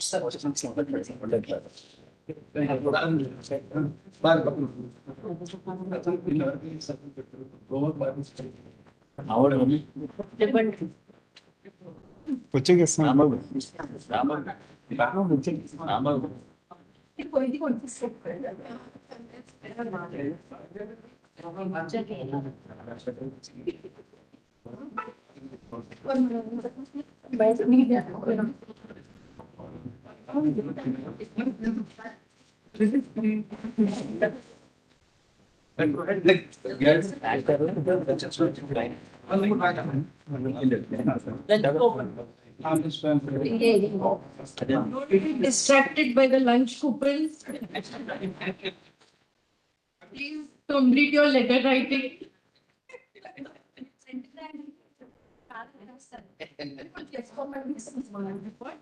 Write your letter to wife.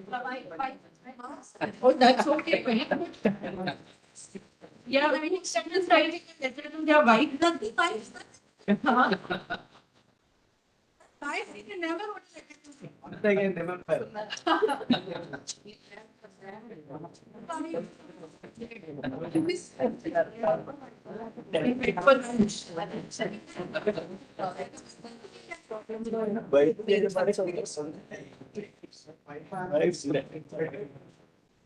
Remember the metacognition activity?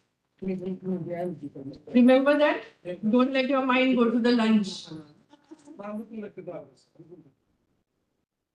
Okay, last maybe 1 minute. We don't need to write long letters. It's okay.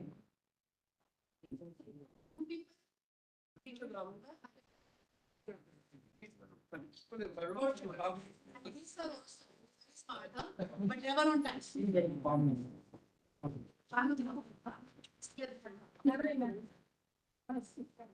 So we already have one letter which is going to be read out. But I want to That is the to the wife. That one candidate is there. You have to find one more candidate from this side. And sir has volunteered. I will record and speak that I can show to my husband. That's already my bonus points. So today we have someone who's going to read in Sanskrit. Oh wow. Very nice. So let's listen to what sir has to say, what sir has written in his letter. Okay.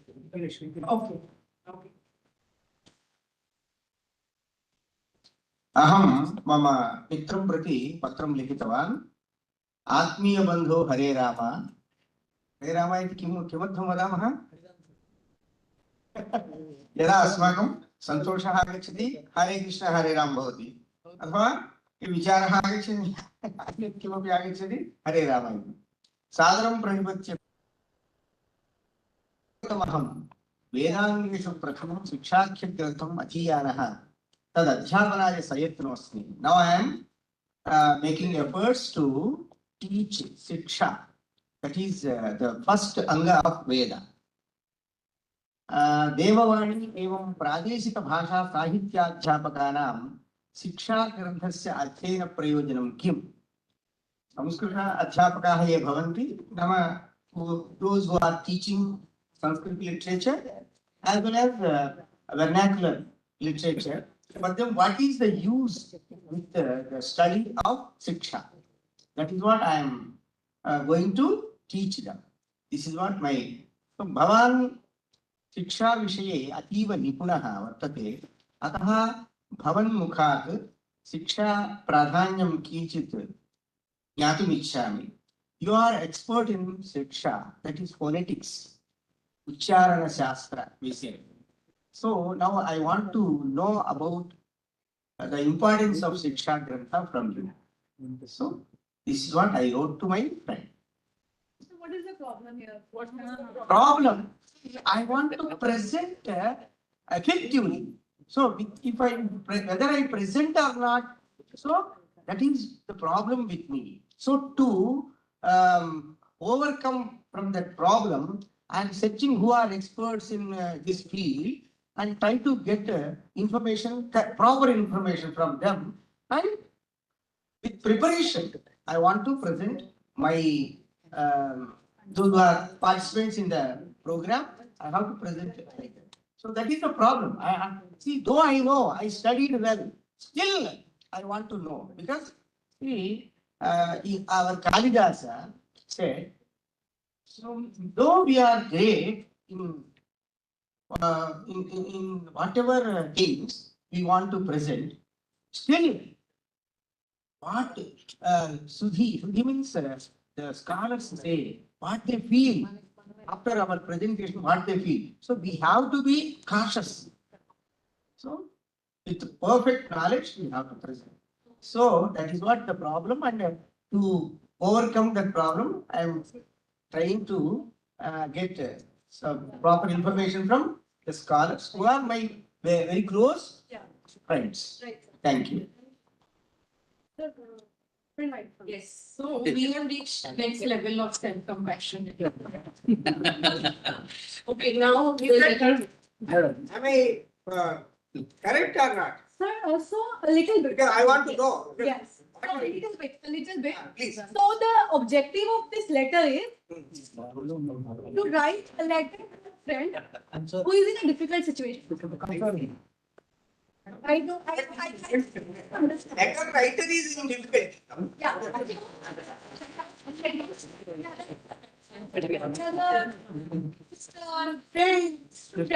in some trouble or had gone something like that. So I have to console. You have to console them with some encouraging words. How will you support them? I see. Okay, I No, after we have yeah. assessed. Again, I'm not what Extra for I. Second step. I see. Yes, yes. Yeah. So that's why I said we can move on. Now going to the letter of the husband to the wife. Who was it? No, it was never so much interested. Yes, yes. Yes, yes, sir. You cannot step back. No, no, no. Now, Mentally right, but physically not right now. any wife who want to write letter to husband? Okay. Anyways, who will speak about their heart? Letter is written in the wife. You can't read your heart. Somebody who will, I guess. People who are speaking at all. Yes, her at volunteers. Oh, volunteers. Next time I will have to select. Yes. This is what they do with their student. You get them. That's right. Like, I will tell only Telugu language. who will translate? మొక్కలు English వచ్చు పనికిరాదు. You can get a translator also. Who will translate on his behalf? He will translate. You will translate, sir? Why do you thought about him? Ramaram sir will translate, madam. Huh? Yeah, I will not fall into this. Let's do this. English లో కూడా చెప్పు అనువాదం కూడా చెప్పు. No, no, Telugu, whatever he thinks comfortable. ప్రియమైన స్నేహితుడికి రాయి letter. Right. నీకు వచ్చిన కష్టం గురించి ఆలోచించుకున్నా ఆ కష్టాన్ని ఎలా దాటాలో పరిష్కార మార్గాలను ఆలోచిద్దాం. కష్టకాలంలో కష్టం అనేది ప్రతి జీవికి వస్తుంది. నిజానికి ఈ కష్టాలే మనల్ని రాటు తెలుస్తాయి. మనలో నిగూఢంగా దాగి ఉన్న శక్తియుక్తులను మేల్కొల్పుతాయి. నిజానికి మన ఆత్మీయులెవరో, బంధువులెవరో, నిజమైన స్నేహితులెవరో తెలియజేసేది నీకు వచ్చినటువంటి ఈ చిన్న కష్టం. ఈ కష్టం కూడా నీకు ఇతరుల వల్ల వచ్చినదే. కాబట్టి ఈ కష్టాన్ని నేను వీలైనంత వరకు నేను తీర్చుతాను. So who will translate? Say, who was the translator? Yeah, please come. Who is comfortable in translating? Who is comfortable in translating?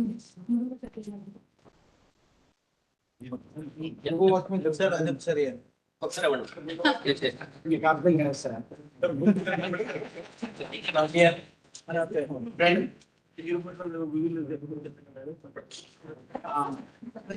I heard that now you are in difficult situation.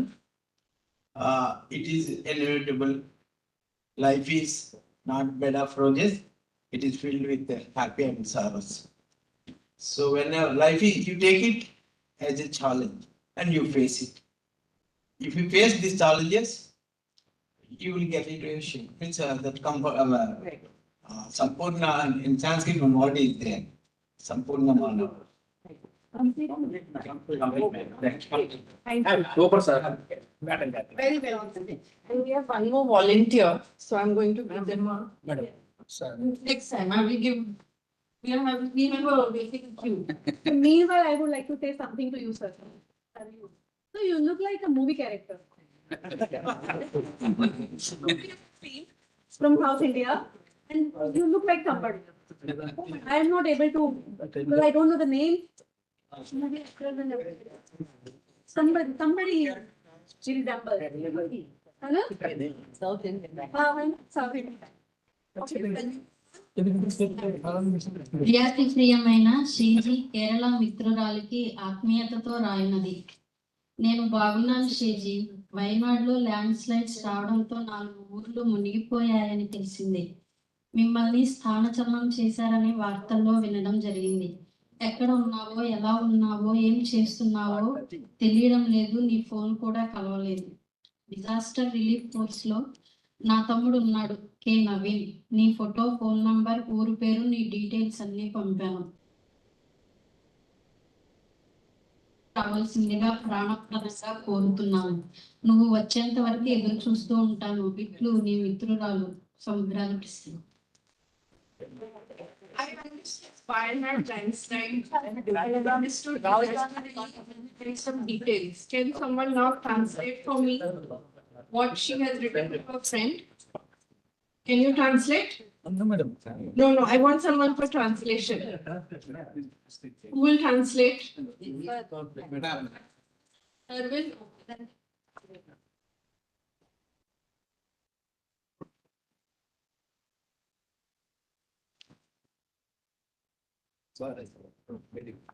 This is a letter from the heart. So I'm unable to translate as it is because it's from the bottom. Yes, sir. Bottom of the heart. I will try now. I will try my level best. Dear friend from Kerala, I'm well here. I think you are safe in Wayanad. I came to know that Wayanad landslides calamity has occurred. 4 villages are destroyed in this incident. I think I came to know that you are displaced from your place. I don't know where you are, how you are, what you are doing. Even I couldn't connect with the phone also. My brother is in disaster relief force named K. Naveen. I send your photo and phone number to him and your details also. He will meet you and he will identify you. After that, we will meet again. My dear friend, I will wait until you are arrival. Thank you. నేను చూసుకుంటానన్నారు last లో she told that come to me. I will talk to you.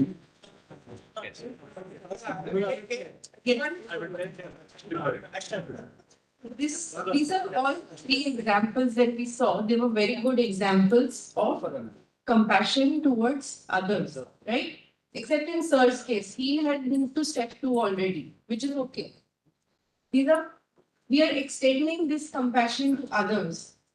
In her case, it is action, right? She's already taking an action. She knows my friend is in trouble and I can help because I know someone who can help her in that area. So this is good example of compassion. Now look at your letter and think of the message that you have written. Have you ever given yourself such messages? Have you given yourself such support? Think about it. And then I will come to those 2 people who had raised their hands to share the letters. But I will ask you to share, have you given this kind of support to yourself when you were in trouble? Maybe take a minute to reflect. You don't need to write, it's okay. Just take a minute, maybe close your eyes and reflect on, were there instances where you were in a difficult situation? And did you give yourself such a message of support? Just 1 minute, maybe close your eyes or sit in a comfortable position and reflect on how you had supported yourself when you were in a difficult situation.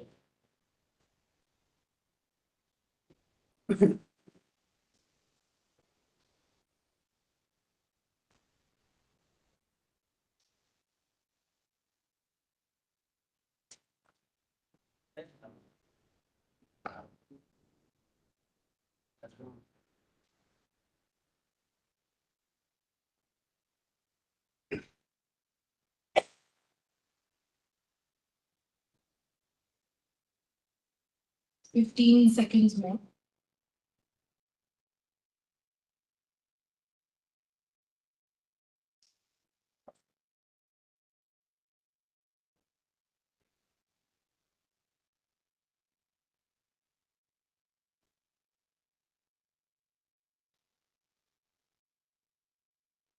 Okay. You can come back and sir, you want to share?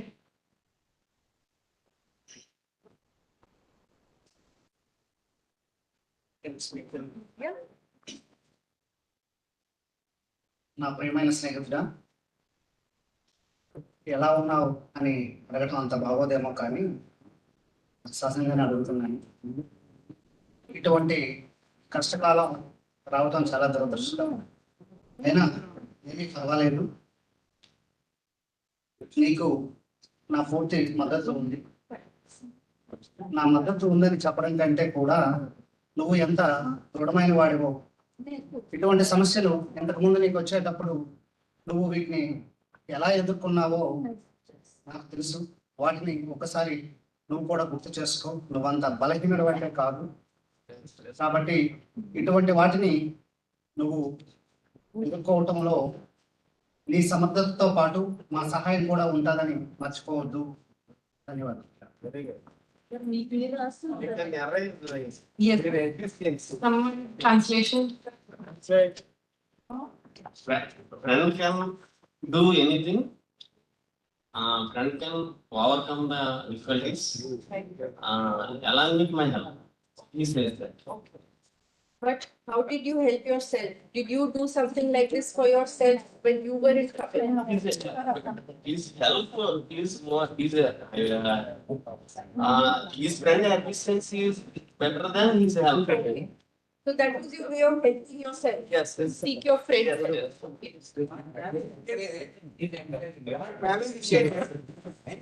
When he is in trouble, how you help yourself, that could be one way. What you suggested could be one way. I know someone is efficient when I'm in trouble and I will go and ask for their help. That's one way of getting help for yourself and encouraging yourself. But what did you do if you did not have that help? What would you do then? What have you done then? మీకు help జరగలేదు, మీరేం చేసుకోగలరు ఆ టైంలో? మీరేం చేస్తారు? మీకు ఏదైనా సమస్య మీ సమస్యను మీరు ఇటువంటి సమస్యలను చాలా చిన్నప్పటి నుండి చూశాను. చిన్నప్పుడే నాన్నగారు లేనప్పుడే ధైర్యంగా అమ్మ మమ్మల్ని పెంచుతో పెద్దవాళ్ళు చేస్తూ ఇంతవరకు తీసుకొచ్చింది. ఇవే కాకుండా చాలా సమస్యలను ఎదుర్కొంటూ వచ్చాను. బహుశా అది నాకు కొత్త పాఠాలను, కొత్త అనుభవాలను, అనుభూతులను నేర్పింది. బహుశా దీనిని కూడా ఎదుర్కోక తప్పదు కాబట్టి ఎదుర్కొంటాను. బహుశా దీని ద్వారా కూడా రాబోయే రోజుల్లో కొత్త అనుభవాలను, అనుభూతులను పొందడంతో పాటు మరింత రాటుదేలుతాను. ఈ అనుభవాలన్నీ నా తర్వాత నా పిల్లలు, నా మనవలకి వీటిని పాఠాలుగా నేర్పే గొప్ప అవకాశం జీవితం నాకు వచ్చిందని అనుకుంటాను. వీటిని ఖచ్చితంగా ఎదుర్కొంటాను. నేనంత బలహీనున్నైతే కాదు, ఖచ్చితంగా చెప్తున్నాను, నేను బలహీనున్నైతే కాదు. దీని నుండి కూడా కొత్త పాఠాలు నేర్చుకుని ముందుకు వెళ్తాను. అంతే, దీన్ని ఎలాగైనా నేను అధిగమిస్తానని ఖచ్చితంగా నేను అనుకుంటున్నాను. అధిగమిస్తాను కూడా. Translation.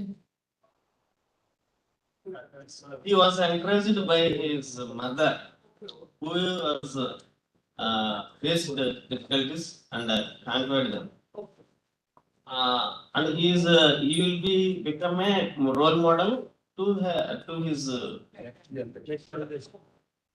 So that is how he overcame his difficulty.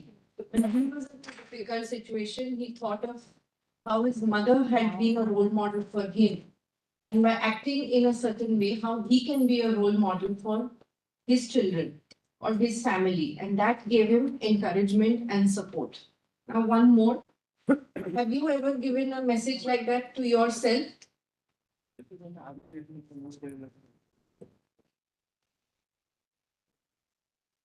ఈ మధ్యనే నా మిత్రుని యొక్క లైఫ్ పార్ట్నర్ వెళ్ళిపోవడం అనేటువంటి జరిగింది. అది ముందు పర్సన్ తీసుకొని తర్వాత చెప్తున్నాను. ఇలాంటివన్నీ కూడా మరి జీవితంలో జరుగుతూ ఉన్నటువంటి అంశాలు. ఇలాంటి కష్టకాలంలో మిగిలినటువంటి వారందరూ కూడా ధైర్యంగా మరి పక్కన ఉన్నటువంటి వారైతేనేమి, తండ్రి కూడా లేకపోవడం అనేటువంటి మరి మేమందరం కూడా మీకు సపోర్ట్ చేస్తాం, మరి కరేజ్ ధైర్యంగా ఉండమని చెప్పేసి చెప్పడం జరిగింది. అదే విధంగా ఆ సిచ్యువేషన్ ఏదైతే ఉందో, ఇలాంటి ప్రాబ్లమ్స్ ఏదైనా వచ్చినప్పుడు నేను కూడా అదే విధంగా ధైర్యంగా ఉండి ముందుకెళ్ళడం అనేటువంటి జరుగుతుంది అని చెప్పేసి. Translation, anyone? Lost his life. His friend lost his life partner. Okay.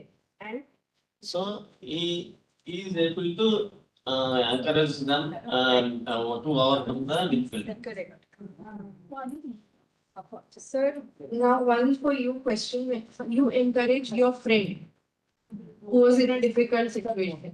Have you ever used such words of encouragement for yourself? ఆ ప్రాబ్లం ఏవైతే ఉన్నాయో, ఇలాంటివి ఏవైతే ఉన్నాయో, అలా ఇలాంటి ఏవైనా కూడా ఇలాంటివి కాకపోయినా ఇంకా ఏవైనా ప్రాబ్లమ్స్ ఉన్నటువంటి వాటిని మరి ధైర్యంగా ఎదుర్కోవటం అనేటువంటిది చేస్తానని చెప్తున్నాను.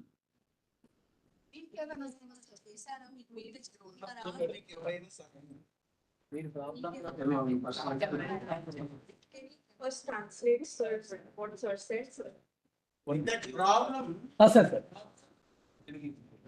సార్ ఇక్కడ ఇవ్వండి.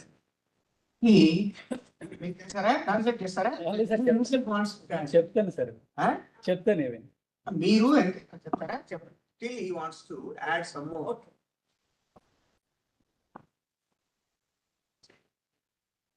మరి మేము కష్టకాలంలో ఉన్నటువంటి సమయంలో మా బ్రదర్ అంటే మా అన్న, మా వదిన గారు ఎటువంటి మేమున్నాము అనేటటువంటి విధంగా మమ్మల్ని ముందుండి నడిపించడం అనేటువంటి జరిగింది అని చెప్తున్నారు.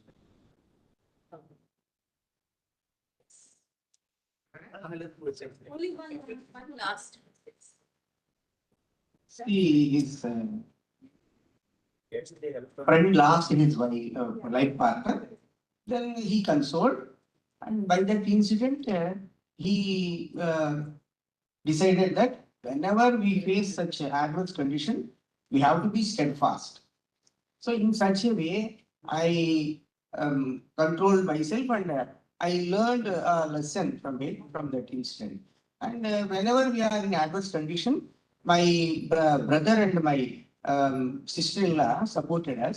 So we received support from others. So now I'm matured. So I have to help myself, and those who are in adverse condition, I have to do it. This is what I learned. That is what he said. Okay, so we will move on now.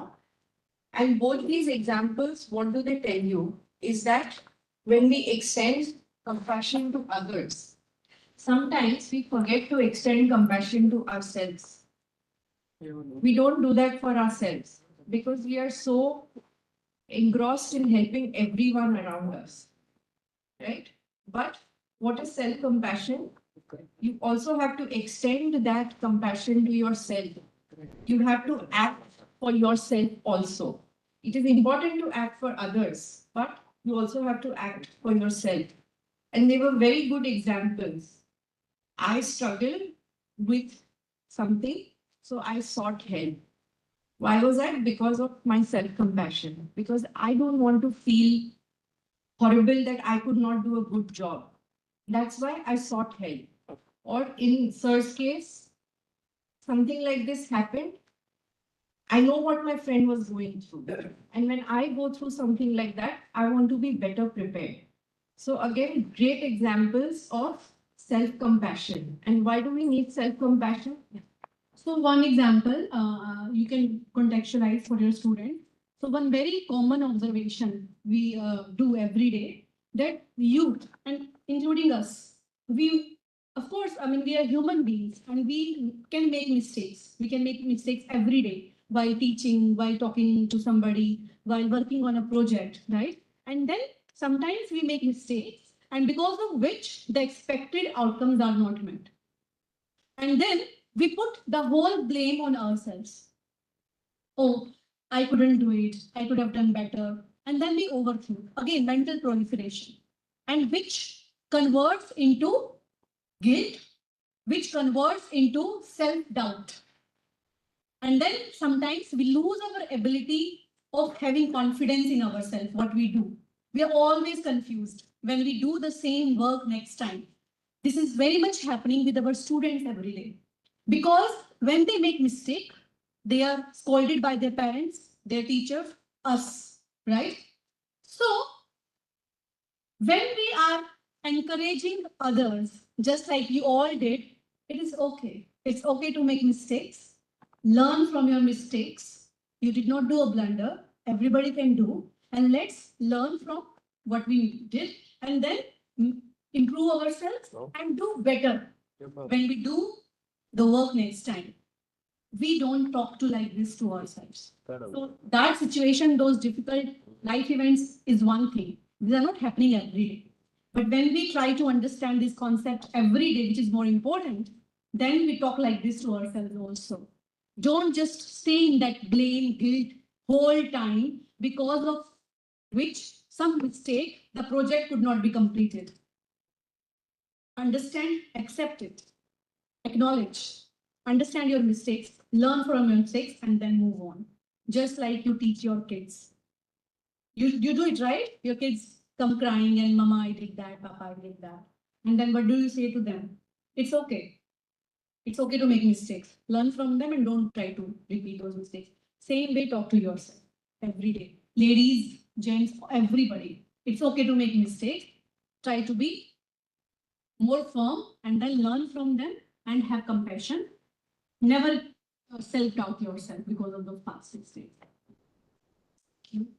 So in one of our other courses, we call this, what example she just gave was called negative self-talk. If I don't do something well, I will just keep thinking, I'm not good, I'm not good, I'm not good. Is it really true? I'm not good. Is it really true? You have to ask yourself, what is the evidence that I'm not good? That is a form of self-compassion. It is a tool, right? Recognizing that actually this is negative self-talk. One incident cannot define that I'm not good. Maybe I'm good, but maybe in that situation, I was not good. That doesn't make me bad in any way. This is a great tool called self-compassion, and we often have to extend it to ourselves. Especially as teachers, because we are involved in our students, teaching them everything, we forget to take care of ourselves. And similarly with students also, they forget to take care of themselves. It's okay, but these tools can help them build that. And there are great steps to do that. There are 3 steps, in fact, to build self-compassion. When I will read them, you have to remind yourself of your value again and again. You know who you are, right? So that is where your self-talk comes in. What is the evidence that I'm good? What is the evidence that I'm bad? Remind yourself of your values. Then the next step, these are all on page 61, by the way. The next step is you have to define what makes you happy and what makes you not happy, right? That is again an important step. If reading makes me happy, I know reading makes me happy. I will do that. If I know gossiping does not make me happy, I should not be doing that thing. These are again great tools of self-compassion. You define who you are, what you value, what makes you happy, and you act in ways that are in sync with your values and your happiness systems, right? So when we say how do you define what makes you happy? That is where something called boundaries comes in. What is a boundary? Limit. It's a limit. Yes. Do we know our limits? And this is a problem particularly with women. Because we are so involved in our work, in our family, we forget to take care of ourselves. We cross that limit and we reach a stage of burnout. I'll give you an example. So many years ago, I fell down and I broke my hand. I had a fracture and my sister was very young at that time. So my aunt stepped in because we had to be hospitalized. My aunt said, you leave her with us, we will take care. What was that? It was an act of compassion. Someone is in trouble, I'm stepping in. Many years later, my aunt broke her hand. What do you think she did? She did not go to the doctor for 3 days. No, it's just a sprain. That is why we need to set our boundaries. We need to know. She had to have a massive surgery because the bone damage was so bad. That is why boundaries are important. That is why we need to recognize when we are in pain, when we are angry. Because what was a spark turned into a forest fire. So when you go back home today in the evening, sit with yourself. Reflect on what makes you happy, what makes you sad. There is an activity in the scribbles. Do that for yourself. Some of these, we can't do all the activities. Some of these you have to do on your own. We can explain the concepts. Then sit with yourself. Do these activities. You will learn a lot about yourself. And in that, one of the things that you will learn is what is my boundary? What is my okay? What is my okay zone? What is my not okay zone? And start applying those so that you are compassionate towards yourself. If you are not well enough, how are you going to support other people around you? Again, coming back to some of the discussions we had yesterday, right? If there is an internal problem, I can't solve an external problem. The first step is to recognize what I'm going through. And that is where all your other skills come in. calming your body and mind, and the techniques that we learn, resourcing, tracking, emotional awareness, all of these help you to recognize where I am and whether I am in my okay zone, not okay zone, whether my boundaries are being crossed or not crossed. And based on that, you can take action. And these actions are what we call self-care practices. And I'm sure you have your own self-care practices. Like for me, on weekends, I like to go and sit in the park for 2 hours. Then I like to cook on weekends. These are all my self-care practices. So maybe take 2 minutes to think of what are your self-care practices. How do you de-stress? Take 2 minutes to think, and then I will ask maybe 4 or 5 people to share one self-care practice. Okay. So before you do this, because I think this will help you make this exercise more practical. So she gave an example where we should identify what gives us happiness and what does not give us happiness. So for example, gossiping, talking about people. Right? Small minds talk about people, great minds talk about ideas, something like that. So if you are pretty sure that you don't like gossiping, but sometimes we indulge in gossiping because of our friends, because they like it. There is a group of teachers, group of people in family who are gossiping. We don't like that, but we are becoming part of that. Why? Because we are not setting boundaries.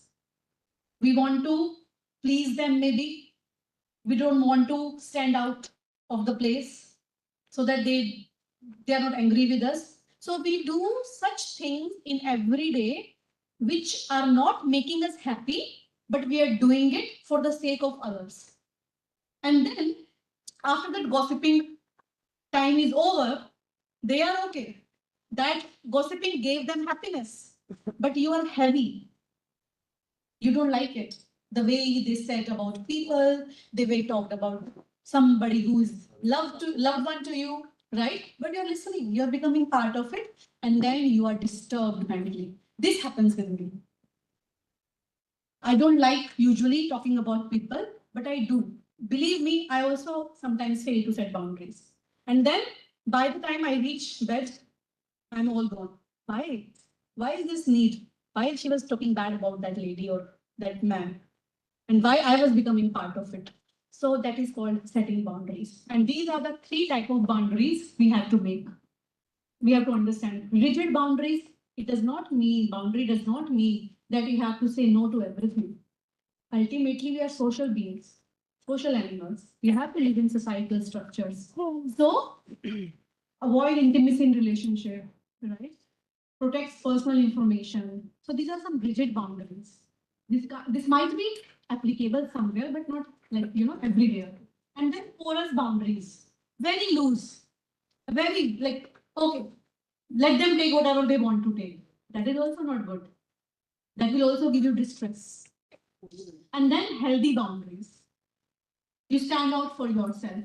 You leave a place where you're not appreciated. Just because you want to see, you cannot keep everybody happy. It's very clear. The more you try to keep you happy, the more they are unhappy with you.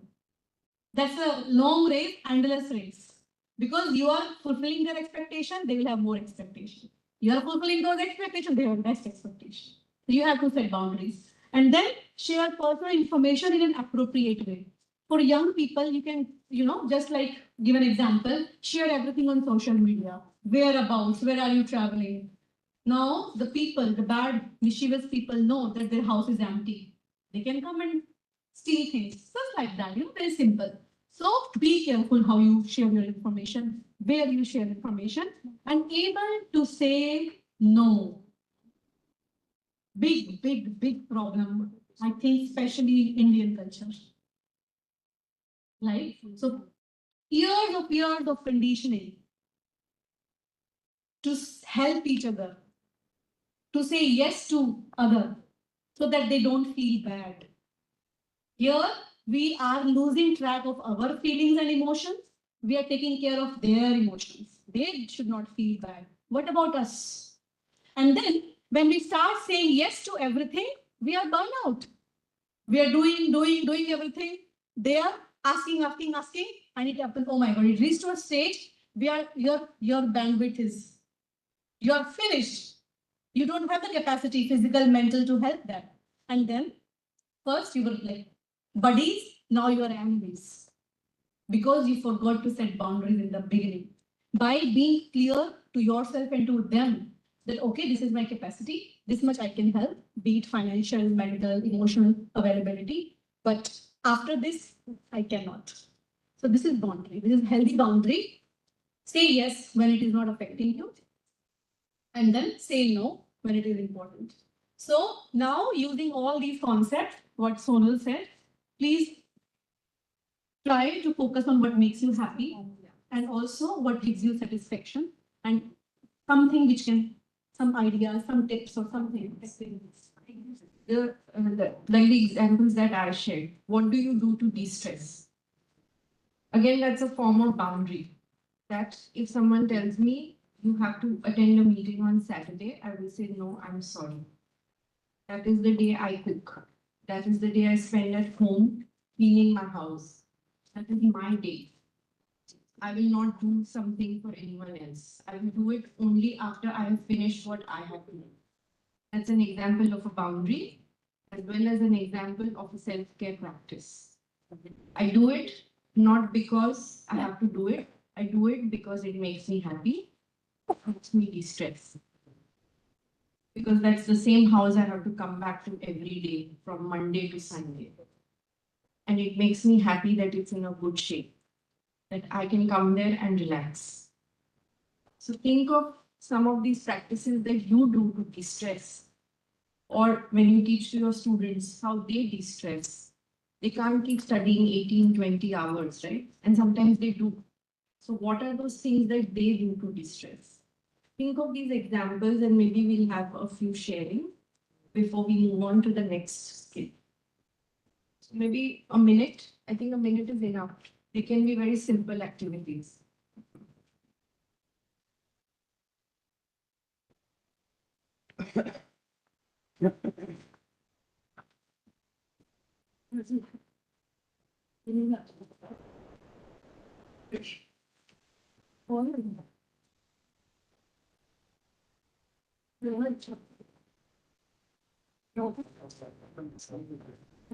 Just come around and maybe I will just ask someone, what do you do to de-stress?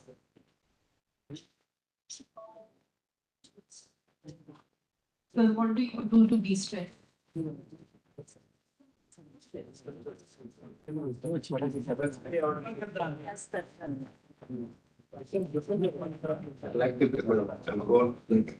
Play cricket. Okay, that's a good example. He plays cricket.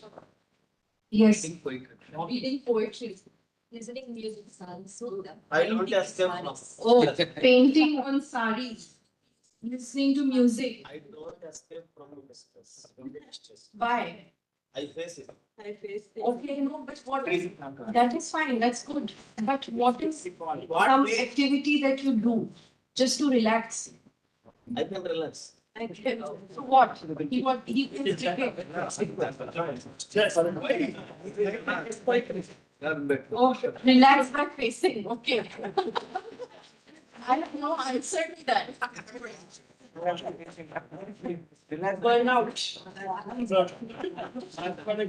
You can We have some great examples. So people are already doing these practices, self-care practices, to de-stress, to relax from work. It is important. not escape from.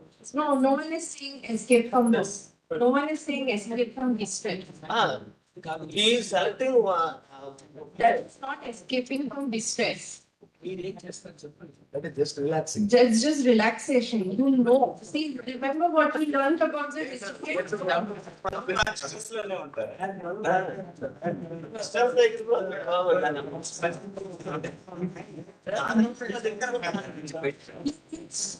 Stuff like Counter passions. So coming back to you, distress is coming away from stress.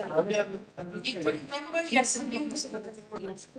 Okay, everyone. Third. Going to go. Okay. Remember that slide with 8 norms yesterday? You remember the resilience zone that we did yesterday? You remember the resilience zone that we studied? There was a phase, and then there was a spark.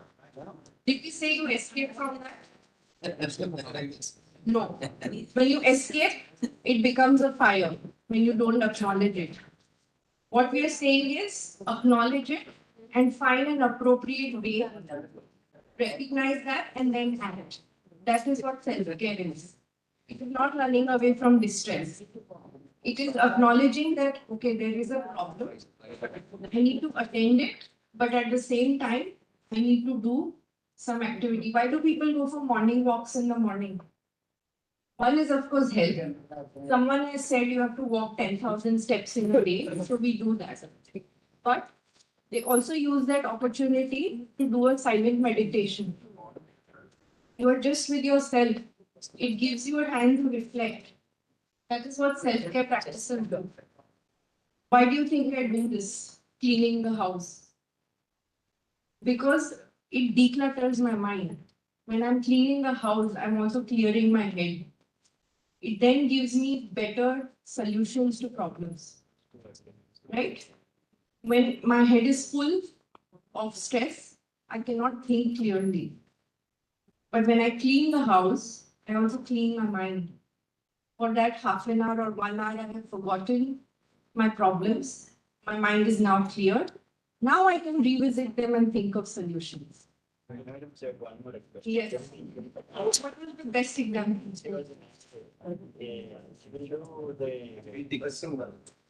Washing.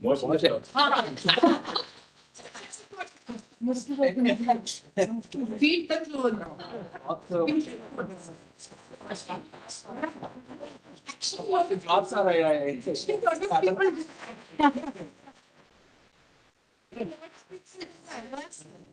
You know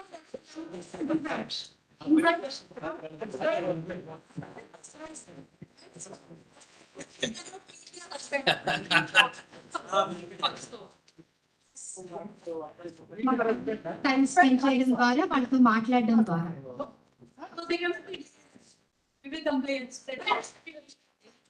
చెప్పట్లేదండి ఎవరు కూడా spend చేయడం చెప్పట్లేదు talking with us. Okay, so he spends time with your family. That's also a great self-care practice. Now coming back to that clothes and the hitting. Actually, a lot of young people do that. Okay. Sir, you want to take over?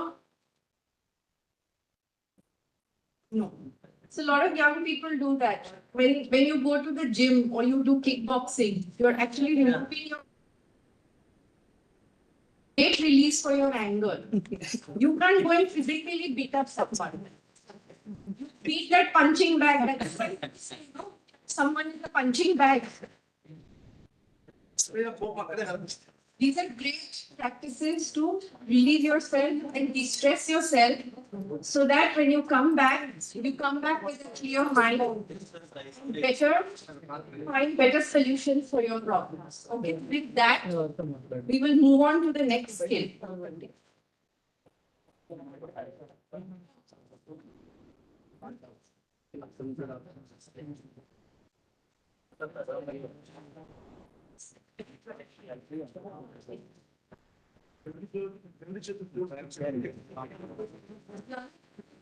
Fine.